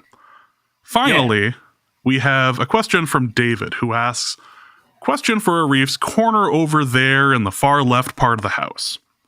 All right. Theoretically speaking, if an NFL team signed players to minimum salaries to hit the salary cap minimum and cut all non-essential coaches and staff, would they generate additional revenue into the owner's pockets? It seems like if the end goal is to make as much money as possible, this would be the best route. Those savings could even trickle down to season ticket holders. In the name of safety for the home team, would it also make sense to deport any fans attending the game who aren't fans of the home team? While this all sounds great for a few people, it seems like the whole purpose of owning a football team is to have the best product that serves the people. So maybe this isn't the best way to run a franchise. Just out of curiosity, what would it look like for a government to do the same thing? Okay. Has that ever happened before? Is there a specific name for that? Finally, has this corner always been this far left? It feels like it used to be much closer to the center of the house, but that crap addition on the right makes me feel like it's a little gaslit. Okay, first of all, no one refers to parts of the house as the left part. And do you, James? It feels like we... No, I have upstairs, downstairs, backyard, Dusty's crawl space. No, that's about it. Right? Yeah, exactly. Yeah, normal. Every house has those, right? Yes. And if you refer to like additions, you refer to them as like the West addition or whatever. Like if you're kind of more directionally inclined with the cardinal directions, you might do that. We don't say like right and left, right? Like you might be like back of the house edition, right? So I don't know. That's crazy. I do enjoy the mention of the season ticket holders because that's become a thing of season ticket holders losing their seats because they keep appearing on the resellers, like X number of tickets per year. I do like that. That's a good poll. Oh, that's good. I didn't know about that. That's good. I don't know what else other analogy you could be talking about here. I did write a piece on neoliberalism. Maybe that's the name. That would be that. You could check that over at Football, which is about it's named after kicking a field goal to the left of the field goal posts and nothing else. Nothing else? Nope. Why? Do you have a thought here, James? No, I'm just trying to make sure you're being technically correct here. Great. By the way, salary cap minimums is not really the thing that you think it is. It's kind of more of a cash minimum, and it's a 4-year rolling. I don't know if it's rolling. It's in 4-year increments, and so you just have to pay out 89%, which is really high, by the way. 89% of the 4-year accumulated salary cap total in cash out to players. And the punishment, if you don't, is simply that you have to pay out the players proportional to the amount that they missed. So, it's the minimum is basically 90% of the set. Like every team's meeting it, and also like you can't really nickel and dime your way out of it. Like you have to spend a lot of money. You probably got into this whole like situation by trying to be like in the center of the house and like thinking that it was going to help you, and it clearly wasn't. Yeah, well, as you keep building additions on the quote unquote right side of the house and you attempt to kind of relocate the center, you find yourself kind of moving in a different direction than you thought you would. And it actually doesn't stop the other homeowner who's building on that side of the house from building more on that side of the house anyway. It turns out attempting to appease that by relocating the center doesn't actually move things to a more reasonable direction. And now your house has exceeded the lot that it's been plotted on. And so this analogy has stopped working. Yeah, well, and you just need to accept the fact that George W. Bush was never going to think the house looked good anyway. So great. Thanks. I did just send you a link, by the way. Season ticket holders for the Packers are, if you had X number of tickets up for sale, they are revoking them. That actually was a policy they had in place last year, and they are continuing it this year. And they've started like, okay, I was hoping like happening it to Packers fans is funny, but I was kind of hoping like generally for a consumer rights perspective that they didn't just start doing it retroactively. Like they did tell them that it was going to happen, and now they are enacting the thing they said was going to happen. Didn't take the money and then tell them now. Yeah, right. Yeah, exactly. That actually would have been fantastic for Packers fans, but here we are. So that is going to be it for this episode of Norse Code. We hope you have enjoyed it. We will be back soon. Arif, what do you have to plug? Yeah, so I've got a couple pieces of Red Wide left. I'm going to have a piece on free agency soon. Less the thoughts on the individual players and more like, hey, we got to make sure we're interpreting contracts correctly, that kind of piece. So that'll be up soon. Right now, I've got Luke's scouting report on Darnold up because I wanted to direct fans of whatever team he ended up signing with to that so that they can get a good understanding. And then we've got a couple of free agency pieces kind of in the offing. So that's what you can find over at Wide Left Out Football. Well, that's going to be it for this episode. So for Arif, my name is James. Thank you guys so much for listening. And of course, please remember that the horrors continue to persist. And so do we. And we'll be back soon. Norse Code is the largest and only division of Norse Code LLC. You can find Norse Code on the Daily Norseman, SB Nation's Vikings blog at dailynorseman.com. You can also find it on iTunes, Apple Podcasts, Stitcher, Spotify, Google Play, and wherever fine podcasts are aggregated. Our Vikings blogger extraordinaire and generally useful human is Arif Hassan of... And he can be found on Twitter at Arif Hassan NFL. I'm your producer and host, and my name is James Pagashnik. You can find me at the show's official Twitter feed at NorseCodeDN or at my personal account at Big Mono. If you'd like to donate a few bucks to the show, you can do so in a couple of different ways. You can go to patreon.com/NorseCode and donate there. For $3.50 a month, you get bonus material and more. You can also go to paypal.me/NorseCode for a one-time donation, or you can go to norsecode.threadless.com and pick up some Norse Code merch. Any questions or comments that cannot fit in a tweet can be sent to norsecodepodcast@gmail.com. On behalf of the Norse Code staff, we thank you so much for listening. Our formula is this. Hey, all things are possible through the power of Ben DiNucci.